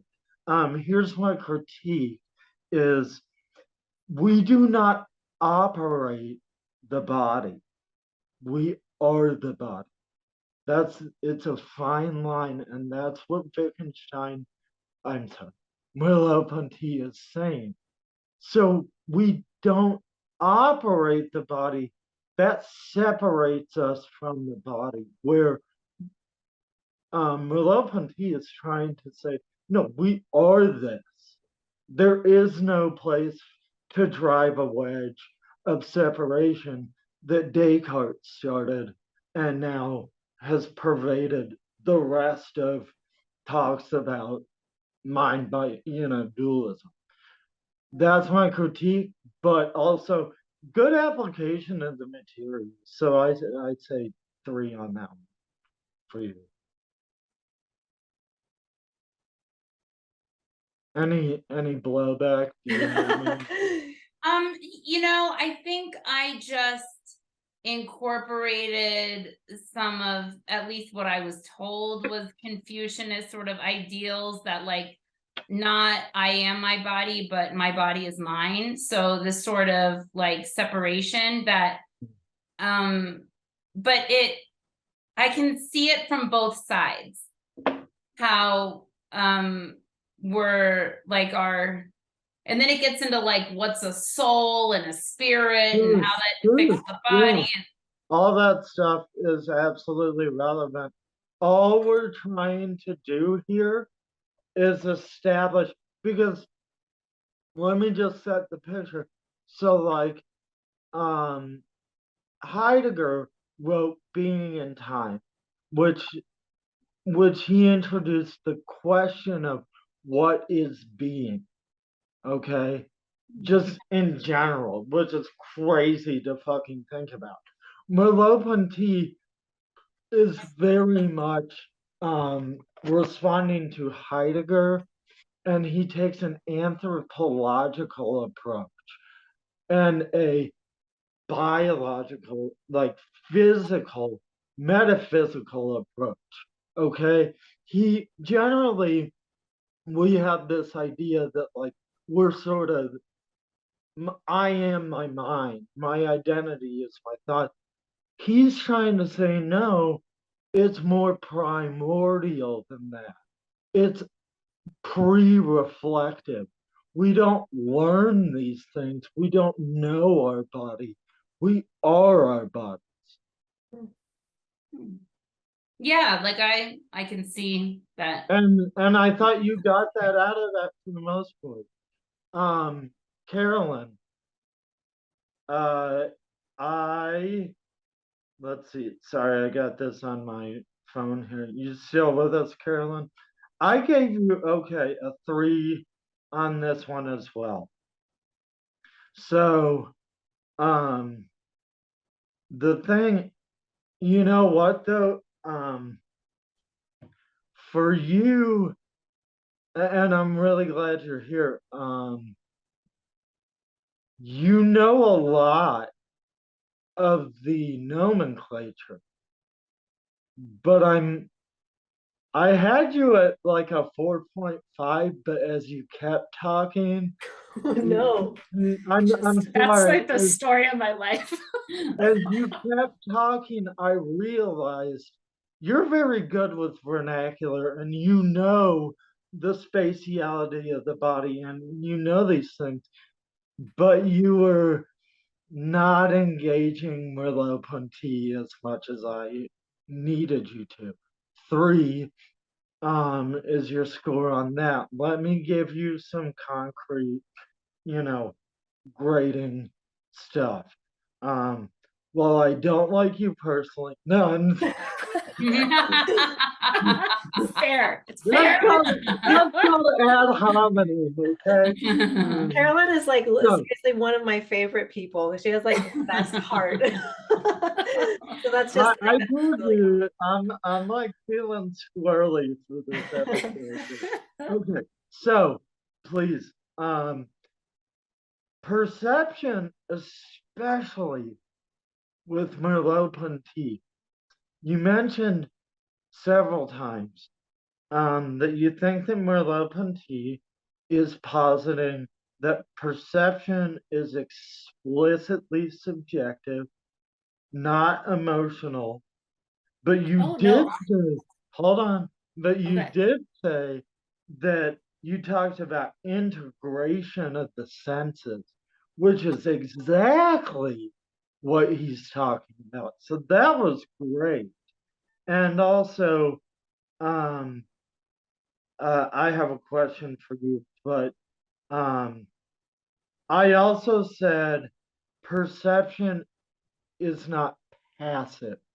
That's one thing that Merleau-Ponty is very, very um, vocal about. Perception is not a one-way in out. He's trying to destroy that cleavage. You, at least what you offered, told me that no, he's sort of stuck in this inside outside cabinet of consciousness looking out. That's actually antithetical to what his project is.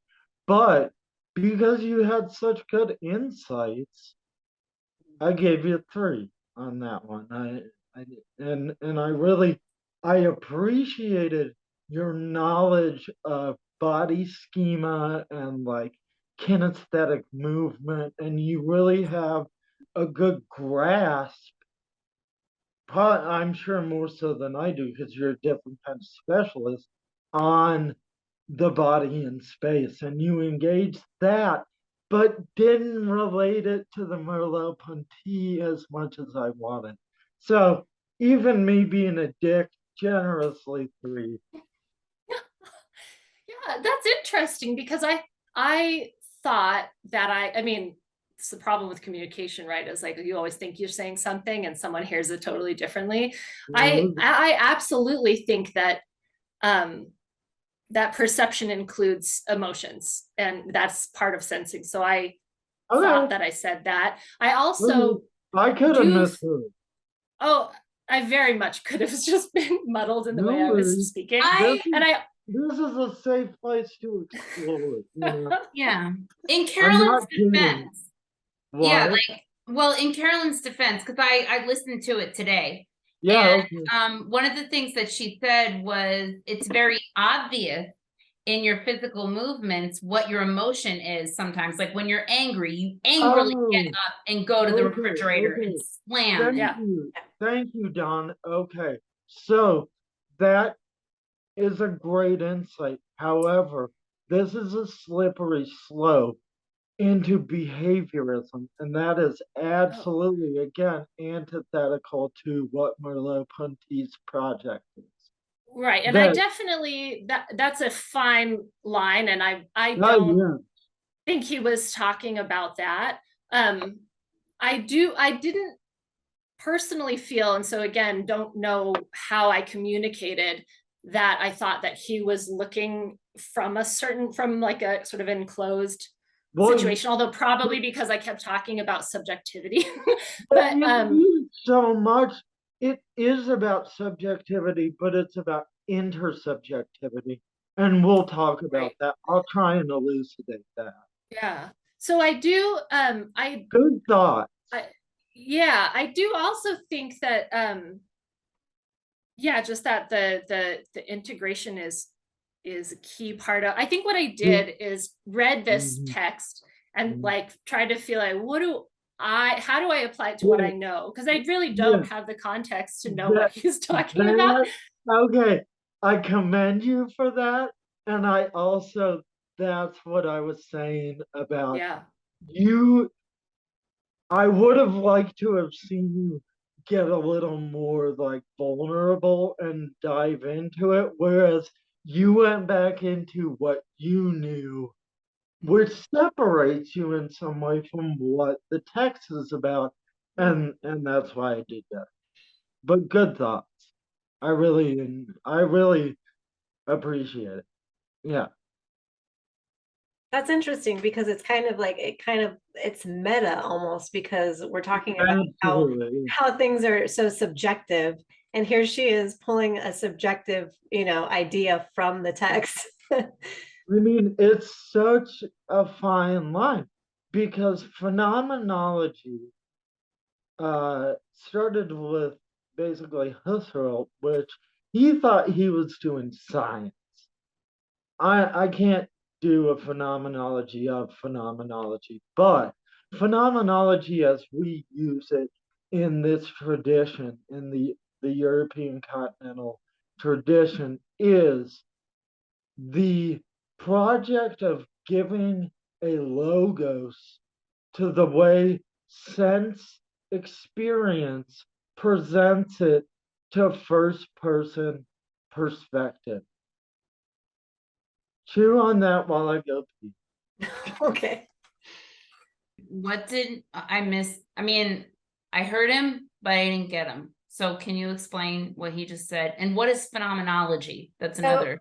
Merleau-Ponty is basically a phenomenology philosopher. So phenomenology is kind of like the lived experience. It's the philosophy of what I understood it was the lived experience.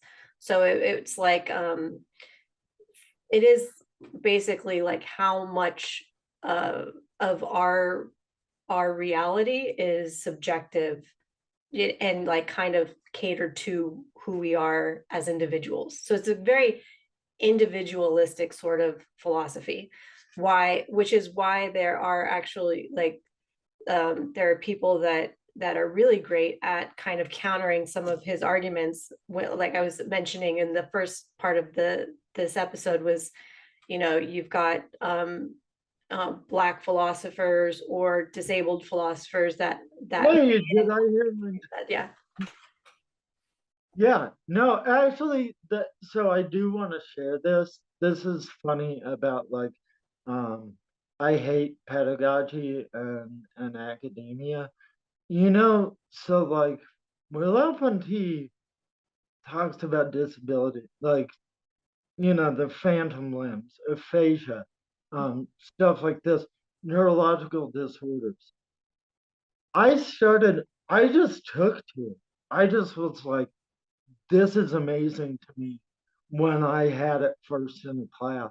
And then by the time I had been studying and writing on Merleau-Ponty for years, I actually had, I won't say who they were to me, say, well, of course you're interested in Merleau-Ponty, you're disabled. And I was like, okay, maybe that's true, but you didn't You So know, Ray, I just want to push back on my initial grade. Because okay, good. Sorry. Bring it, Don. Clearly I'm not over it. So you said that like I didn't see, and I want to make sure I understood what Absolutely. okay, that I did not sort of grasp his concept or mention his concept of that you are your body is you, like they're one, you can't separate the two, you know. And so one thing that I had said towards the, oh man, if I'd have known, I would have brought my weed and we could have lit up together. But so now I got distracted. What was I talking about? You Yeah, wanted to you were revisit your. you were arguing your point on that Oh about yeah. Okay, thank you. So with that I said, well, like all of our cells are us. So like my personality is like, we think it's our brains, but it's like our cells. So the personality in our pinky is going to it's going to be the same as the personality, you know, in our head, which is like it's going to be the same. So that's why I feel like, I don't think I separated the body from the person. Maybe initially when I was explaining it, but then when I mentioned that cells thing, that feels very much like a 4. I also want to, in John's defense on this point, because of Descartes, right? We have very little language to be able to sort of speak from a perspective of a unified self. Great point by both of you. Go ahead. So we both get 4s now? No, because you're still I that wasn't my critique of you. I wasn't critiquing that. You were okay with that. I wanted to see the cells are still just these sort of things that make up our bodies, but like there still seems to be a separation, at least in your language, between acknowledging the cells as like simply a conglomerate of spatiality as an object instead of an intertwined, robust human being. Oh. Do you mean, for clarification, Sure. sort of be saying, when she was saying like talk to yourselves, like as though there's a separate head? That's exactly, yeah. So you cannot communicate with your body because you are your body. There's no separation. Thank you.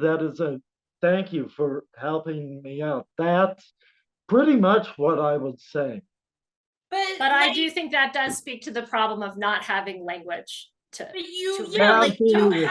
Okay. Absolutely. That's a great point. And then also here I've got to come to Merleau-Ponty's rescue, saying that, and you would not know this, so I totally get it, that we have to start, because the whole tradition of this conversation and this dialogue is in that language.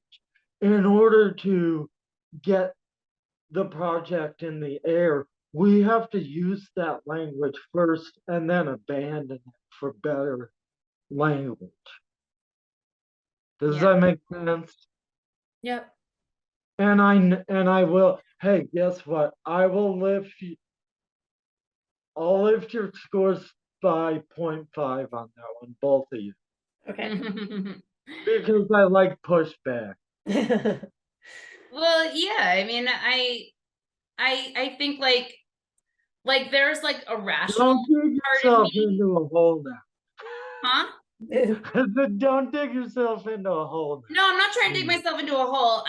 And maybe like I try to create separation so that I can get objective, but like I have like my crazy self. It's sort of like let's say when you're like sort of like love struck or something like that, like you're not thinking clearly, like your rational mind is not really being activated, And then when you're rational later and you're like, oh my God, what was I thinking? Or like you're like floating in the clouds with something, but then like your rational brain is like, okay, hold on. Like before you go over the top, let's think about what's going on. Let's think about how much money you have. Let's think about if like leaving the country on a whim is a good idea. Like, just, you know what I mean? Like there's different parts of you that talk to the other parts of you, you know, like, But yeah.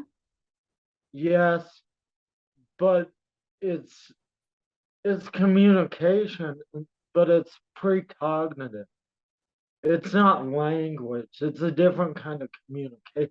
You automatically do that. You don't talk to yourself, you think.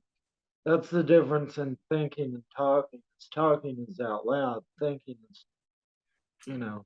You know, I'm a verbal processor. So like I my am too. thinking happens when I open my mouth half the time. And So that's a better, you're intertwining the senses. You're yeah, doing see, it there comes we out of my go. mouth and then it goes into my ears like an There you external go. thing.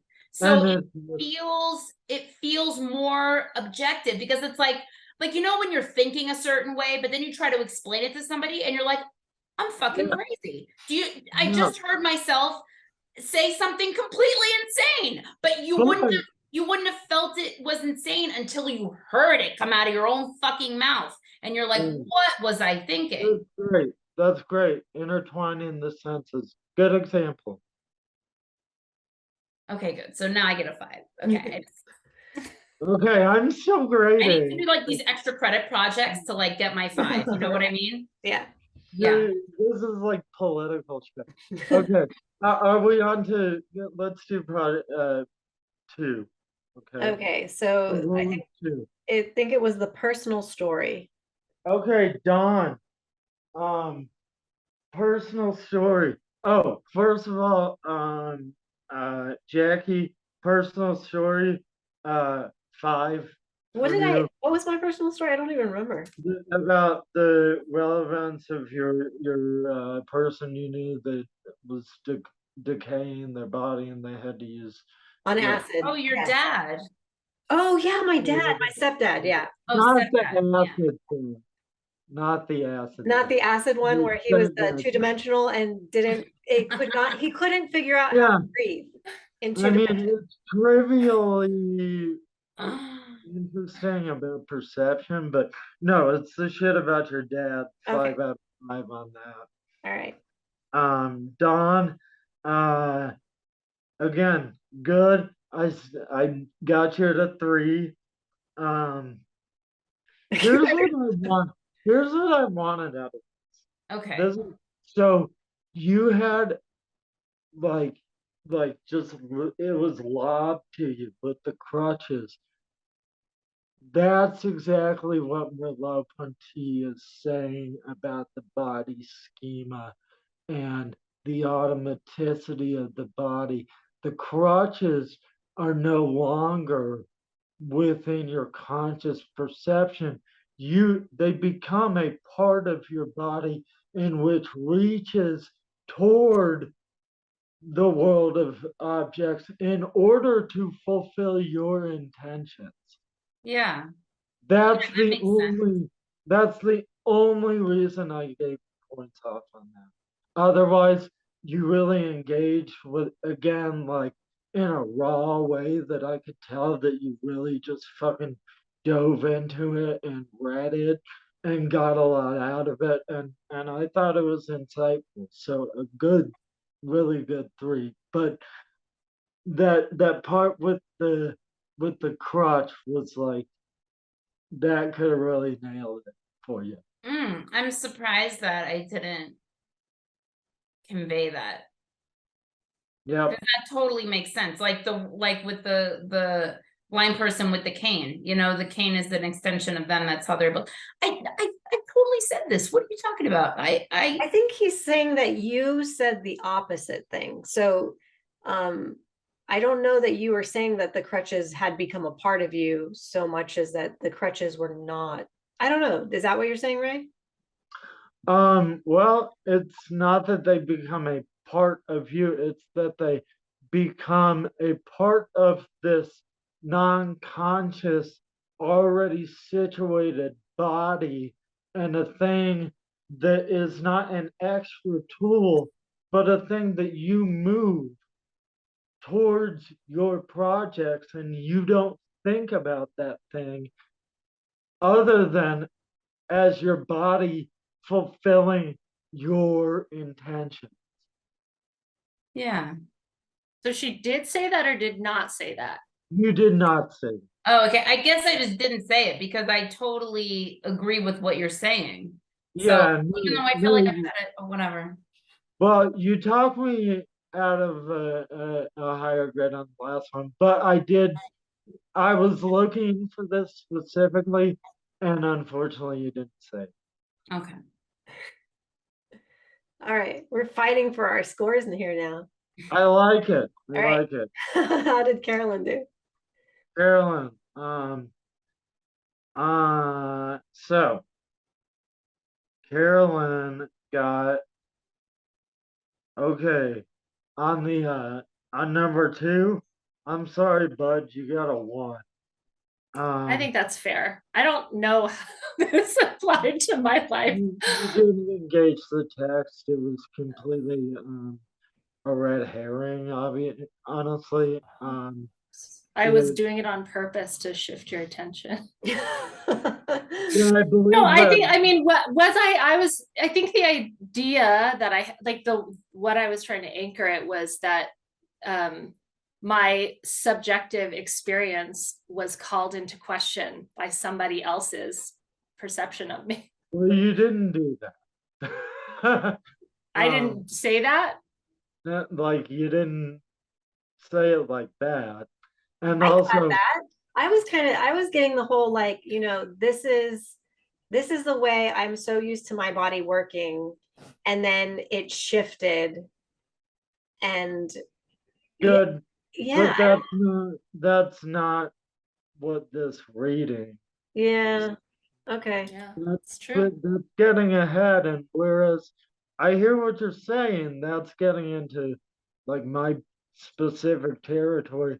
This is about a metaphysical concept, about an ontological and a modal claim, specifically about getting back to the understanding of basically science. It's a critique of science, but it's in order to expand the horizons and usefulness of science, in order to not rest on scientific axioms in a religious sort of way, as if they are not a practice and not changing. So Yeah, I didn't talk yeah, about any of that. no, I'm just trying to provide things like How is it a critique of science? Just out of curiosity. well, because so he says that when we start to operationalize and think of the general body schema, it's already taking away the whole project of phenomenology, which is the first person experience, and trying to objectify it into some like universal thing. And that's just Right. not how experience works. Mhm. But yet And we that's also did make the comment that for somebody who's speaking about not having universal feelings about all of this, there are times where he does almost assign universal actions to people, to no, people. that's He I totally does. I- That was the stuff I didn't agree with. Some of the stuff he was saying about like, you're not going to recognize your hand. I'm like, bullshit. I look at my hands all the time. I know I could recognize my hand. Like, I know it. I know it. Yeah. But I don't know if I could recognize my gait in a shadow. So, like that was interesting. Oh, you know what? Not to change the subject, but I just want to go back to what I'm not trying to push for a 4. I'm I don't just know. saying that I'm just going to agree with you, okay? Because when I was renting the wheelchair. So I had to bring it back. And so I called, I was very, I think I waited 2 months, 2 or 3 months after I used the wheelchair to call, just in case something happened where I needed the wheelchair again, like I injured myself or something like that. And when I would want to really relax, I would sit in the wheelchair and I would, like, my body would fully relax. And because I'm like, oh, this is like my safe place. Like, this is like, we're like reunited and it feels so good, you know? And then so I called the place finally and I'm like, hey, I need to like return this. I don't need it anymore. And so they go, okay, well, we'll call you when we're able to pick it up. And I go, okay. So then she calls me like an hour later and she's like, okay, we can pick it up today. And I go, oh, when? And she's like, in like 10 minutes. And I'm like, oh my God. Like, I'm like, I'm not ready for that yet. Like, I was like, no. And I'm like sitting in the chair, like they were taking it away. I had like grown so attached to it. And like you'd think that I'd be like, no, I don't want a wheelchair. I'm like able-bodied and let's get rid of it. But instead, like that provided me like so much freedom having that chair, because I could move around and I could get around, and like I had figured out like how to, like I am like so good on a wheelchair now. Like I can flip, I can do all kinds of, not flip, but I mean like spin around. That'd be awesome. Practice makes perfect. Right. You should see my back handspring. Yeah. So but like I mean I really I don't want to say I love the thing, but it did become like a part of me, and to see it go was like, oh no, like I felt like I should have had a ceremony for it or something. I was not ready when they picked it up. Yeah, it was like you had to mourn the loss. You had to prepare yourself mentally for the loss. I spent months with that thing, you know? Yeah. So it was just interesting. But anyway, does that give me a 4? I'm just curious. No, but Merleau-Ponty does say that we deposit in an anthropological sense, like Heidegger, we deposit ourselves throughout our space away from us in the things and objects that we make use of. So I think there is some connection there. Okay, we can go back to what we're supposed to be talking about. We can move on to, now we applied it to what is happening in the world. Okay. I don't think I said anything for this one. You didn't say anything about this. 3.5 for Dawn. Ooh, I'm moving up. Yeah. I have for your notes like great thoughts on almost all of that. Good relation to common sense, because a lot of this is about the separation of common sense and then scientifically, analyzing this away from a common sense language and situation in which it can make sense properly. Meeting people on their own terms, fucking awesome. Great insight, engagement with the material, the phantom limbs, and also I enjoyed your great, robust appreciation newfound for your own pelvis. Yeah. I mean, all the good sex, right? Yeah, like when you're fucking, you don't think about your pelvis as you are the fucking. That's the message here, Great job. I really liked your comments on that. And again, like really cool application of just taking this text in a vacuum and making some really great insights about it. All right, so how did Carolyn do? Wait. Why didn't I get a 5? Oh yeah. What did I miss? What did you miss? Yeah. Hold on. why didn't you get a 5? Yeah. Okay. Because you are still you're still using the language of communicating with your body, Oh, and you don't like it's that. boring. Well, no, Merleau-Ponty doesn't like it. Merleau-Ponty doesn't like That's that, true. and Yeah. it's Yeah. a very, very fine line because we do not communicate with our body. We are our body. We don't know our hand. It's it's only a part of us when we intellectualize it scientifically as a part that we've separated ourselves, but really never was separated. Okay. So it's like, well, okay, you know that you have lungs and kidneys. You've never seen them. Would that be proof to you to see? It wouldn't contribute towards your knowledge of your body. So, in the same sense, it's like sight can only give us this certain aspect of an object in space, but we also are integrated within the world. We're not looking into the world from somewhere beyond it. We are within it. It is our setting. We are connected through primordial, hard like materials. According to Merleau-Ponty. And Yeah. me, partially. Well, that's not the end of the story, but yes, this is what I love. All right, so how did Carolyn do? Carolyn did really well. Unfortunately, it's one of those things that it was like, if you would have stopped, I would have given you a higher score because you wouldn't have revealed this stuff that's like, yeah.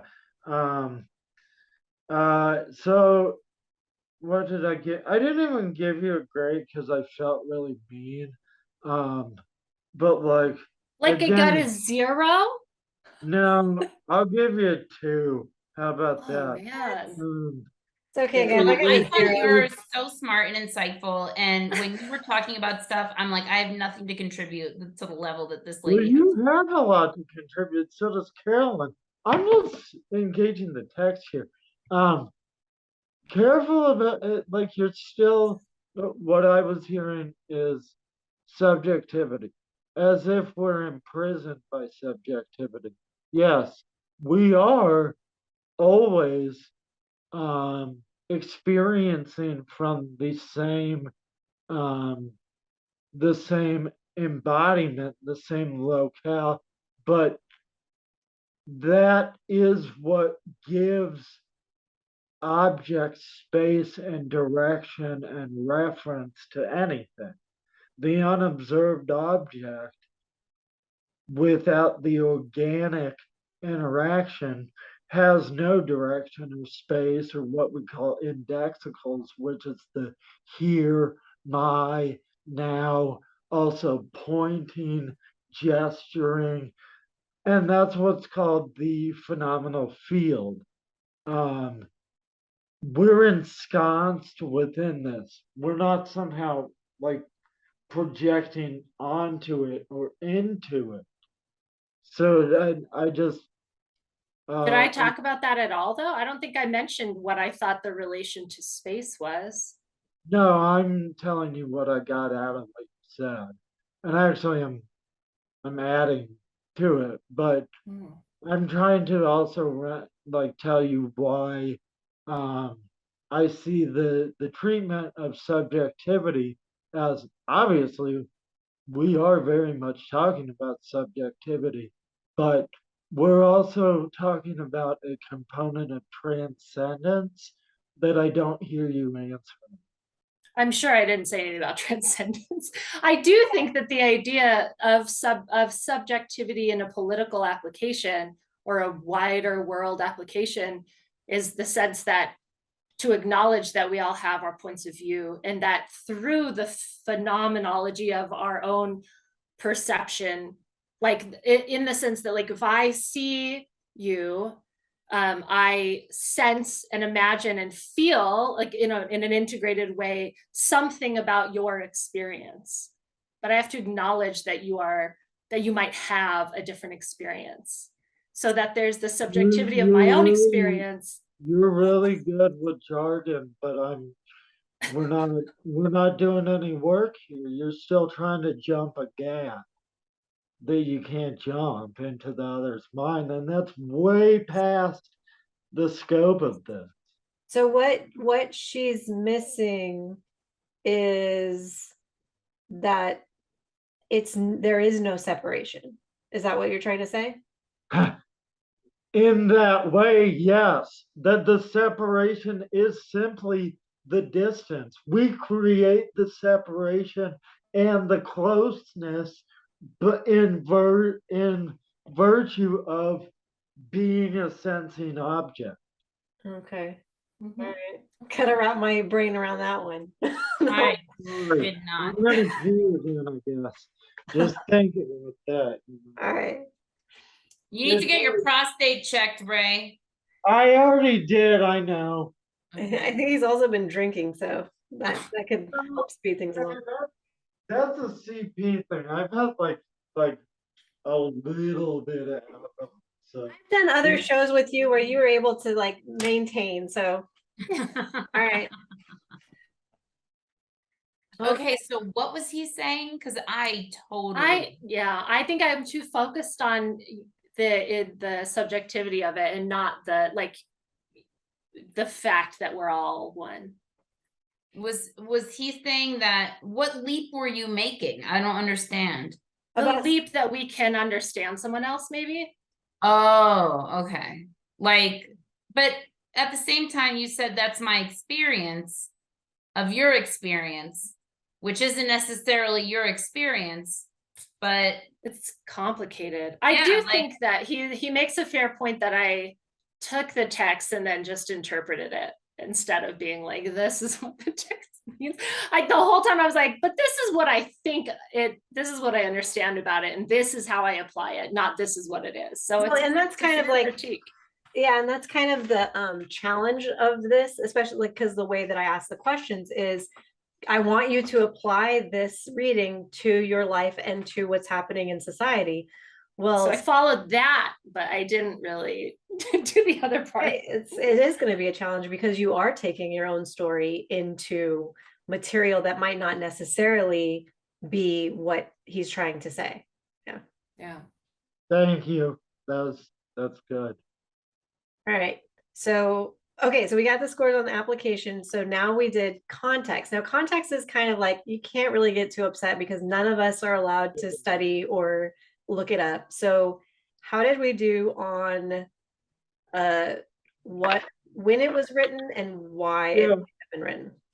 Okay, so it was written in the 40s. It was actually 1945, which was just after Being in Nothingness was published by Jean-Paul Sartre. And Merleau-Ponty was a contemporary of Jean-Paul Sartre, and they also interacted and stuff like that. It was published first in America or in English in the 60s by Routledge. So Merleau-Ponty was a French, obviously French, white, privileged motherfucker who got to go to the best schools and like study these fucking weird like philosophy, but also he studied medical cases, as you can tell from the reading. He studied also all of this, and I can't get into it, Gestalt psychology. He's a huge advocate of Gestalt psychology. He also, I noticed none of you tackled the art part of this, which is a whole nother talk. So let me Yeah. just point you to it's in a work of his called um, The Primacy of Perception. And the relevant chapter is I and Mine. Okay. Check that out. I've taught I really like that stuff. We don't have time for it, but um And that goes deeper into his comment about being a work of art. Is that what you're yeah, saying? yeah. All kind of aesthetics, the value of aesthetics, what aesthetics can tell us, what it can't, how it exists ontologically, how it relates to the body, how it relates to the Gestalt experience, all that shit. So, yeah. Um, so 40s. So obviously, if you didn't say 40s, you're wrong. I think I said Simone de Beauvoir, so I said after the 30s, but I think Carolyn was the You're one the who got it first. right. Oh no, I was off by decades. Oh, Yeah, I'm really you're, bad at that too. you did say yeah, 60s, yeah. you're off by like the deconstructionist shit. Like, yeah. Um, and Don, so I gave like you a 4 because you were like really close, and I gave Jackie I think a 5 because she was like really fucking close, and I'll give you a 2 because you weren't close, Man, Carolyn. these scores I are wasn't inflated. close. That was that like I feel like I was closer on the other stuff. You're like, you're wrong. This one was definitely wrong. Well, but in the 60s was when America heard about it, you know, so Yeah. so it's not really real until Well, that happens. that's interesting, Until but it's in English, it's not real, you know. that's again illuminating, but not applicable here. Thanks.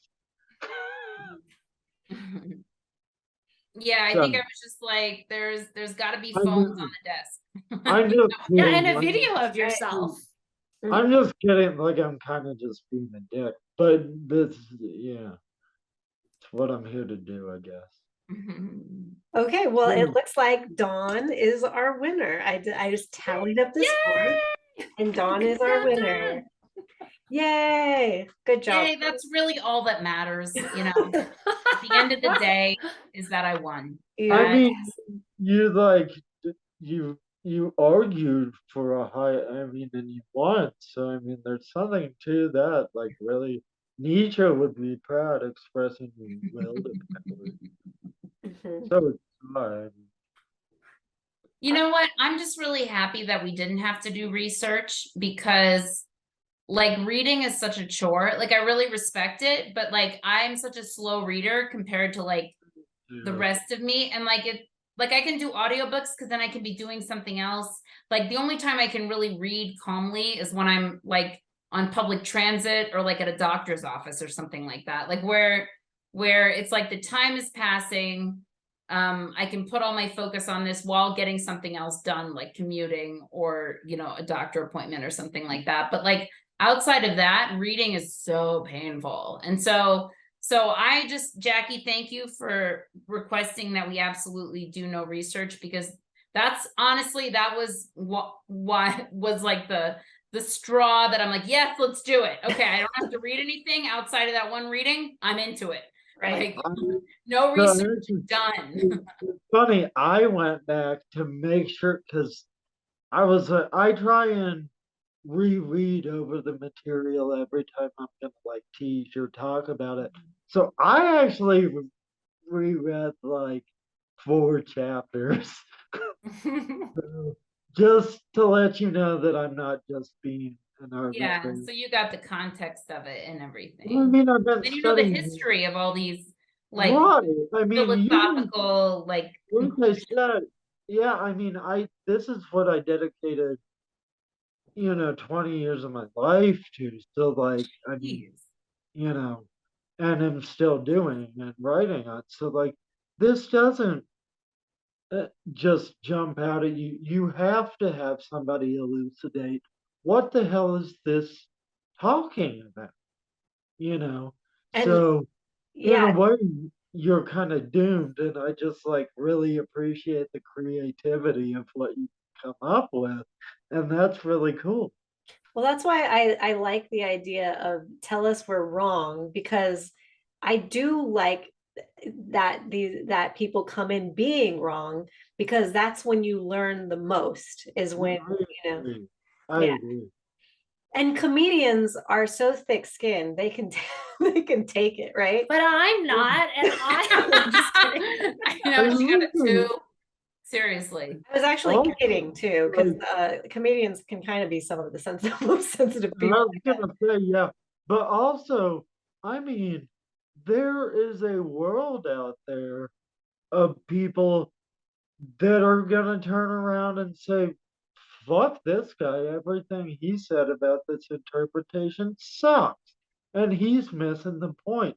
That's philosophy. It is. It is. Well, that's going to be the fun part of doing the show, is hearing how even the experts are wrong. Hey, that's, you know what, being wrong and then realizing it and realizing through like time and growing into it why it's wrong and shit. Those are, that's when I've learned the most. Mhm. Absolutely. So Yeah. I So, have to ask you, Ray, do you yeah, agree with whoever. with his with Ponty? What's his first name? Merlot. Do you agree with Merleau-Ponty? Well, you don't agree or disagree with all of anybody's philosophy. Right. I have I have my critiques for sure. Um, I think that for one thing, he is a quietist, and or at least his phenomenology is deficient in the way of it does not expound upon the use of language in terms of interacting with other selves and encountering others. Um, I also uh, have trouble with his language at times being like, well, is this the traditional problem of others, or are we now in the sort of new like remedied language? It's unclear. So yeah, I have significant problems, but also it is the best of all of the phenomenology and existentialism that I've encountered. Cool. And I think it's really underrated. Yeah. Definitely underrated because I'd never heard of that guy before. But I mean, I haven't taken a philosophy class, so I haven't, it's just like Either. whatever. The Yeah. phenomenology of perception. So yeah, you know those 3 pages that I gave you? Imagine that in like 200 pages. Dude, this Or guy, you he mean writes like like one eight, sentence a paragraph. Like you mean his like eight, sentences are crazy.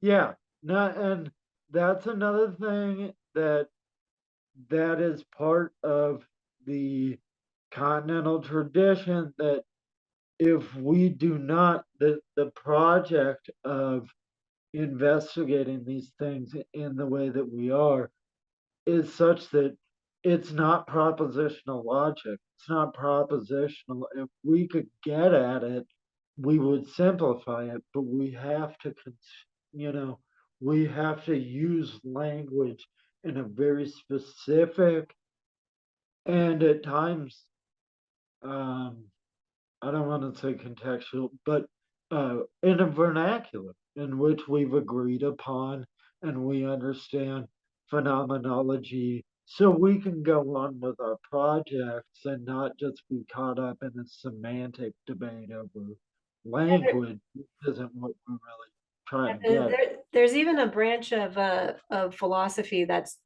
really just about like defining what things mean, right? Right? Absolutely. I mean, that's a lot of all, I mean, that's a part of all of it, like epistemology, metaphysics. It's, there are modes of existence, and it depends on what meaning cashes out for you, existence, there's philosophy of language, there's, I would also recommend pragmatism, the Vienna Circle, um, its philosophy of language and how that maps onto society as in our world. It's all that stuff, you know. I Yeah. think for Merleau-Ponty, seen from again, literally just 4 pages, I mean, whatever. I think it's hard when you are talking about something that's integrated and like a phenomena of like of a full experience. How do you say that without saying it all in every sentence? That is the project of phenomenology. Great insight. Okay. Well, I've got to go. I'm on a time crunch here. But yeah, it was a great conversation. Is there anything that we missed, Ray, like that really stood out? No, I really enjoyed the talk, and honestly, like, I mean, this is so much to pack in. I just think that, like, the way I look at it is like, if you can make me think about something that I haven't thought about before, like, that's great. So, like, you all did that, and thank you. And thank you for having me on as usual. And Thank you. I hope that I was of some help. So were we the best that you've had so far? Um, The most entertaining, the most giving you more ideas that you hadn't considered before? I enjoyed this the most. Yeah. Oh, okay, good. Cool. I feel You're better about my low amazing. score now. I'm just kidding. Dawn, I remember you as not being like so Ted Bundy-ish. Like, you're a maniac about this story. I'm just, I'm just Oh, kidding. me? Or I'm just kidding. I'm just kidding. But you're oh, okay. very competitive. It's like I used to host trivia, and I know, Jackie, you've got to go, so I'm gonna wrap this Oh, up. that's okay. But like, Sorry. and like sort of the attitude I took was like, I take it very seriously, and also we're just here to have fun. None of this matters. Absolutely. But like, if somebody feels like a question was incorrectly answered, and they should be getting points and they're not getting points, like, we need to talk about it. We need to crowdsource it. We need to find proof on the internet. We need to all things stop before we move on. We want to make sure everybody's on the same page, because I take it seriously, and who gives a shit? We're just here to have fun. So that's kind of how I approach it. Like, I'm very competitive, and also it doesn't matter. Right. So yeah. Psychopath. No, that's great. I agree. Cool. Yeah, well, it's been fun. Thank you guys so much for showing up and doing this. And I would ask you guys to promote stuff, but I don't know how long it's going to take for because I am releasing 4 at once. And so far I have 2 of the 4. If you want to promote something that's like a couple months out, go for it. But other than that, I will, if you want me to post your either Twitter handle or whatever that links to your show dates, or whatever you want to promote. And can anyone, so you sent us a YouTube link of our initial thing. So is that like on YouTube right now? Like, anybody can view it? It's on YouTube as unlisted, so you couldn't even search it. So you couldn't search it, but if I sent somebody the link, they could. My mom's gonna want to listen to it for sure. Yes. And I want to make my boyfriend listen to it also. So Yeah, I'm like, see how smart I sound, Brian? I That's didn't pay my family to watch this. They'd be like, no, I have something else to do. Oh, my mom was a mobility instructor for the blind. So that alone, she would be totally into the cane and stuff like that, so she'd get into it for sure. Yeah. So, and my boyfriend's an artist, so I think he'd get into it too.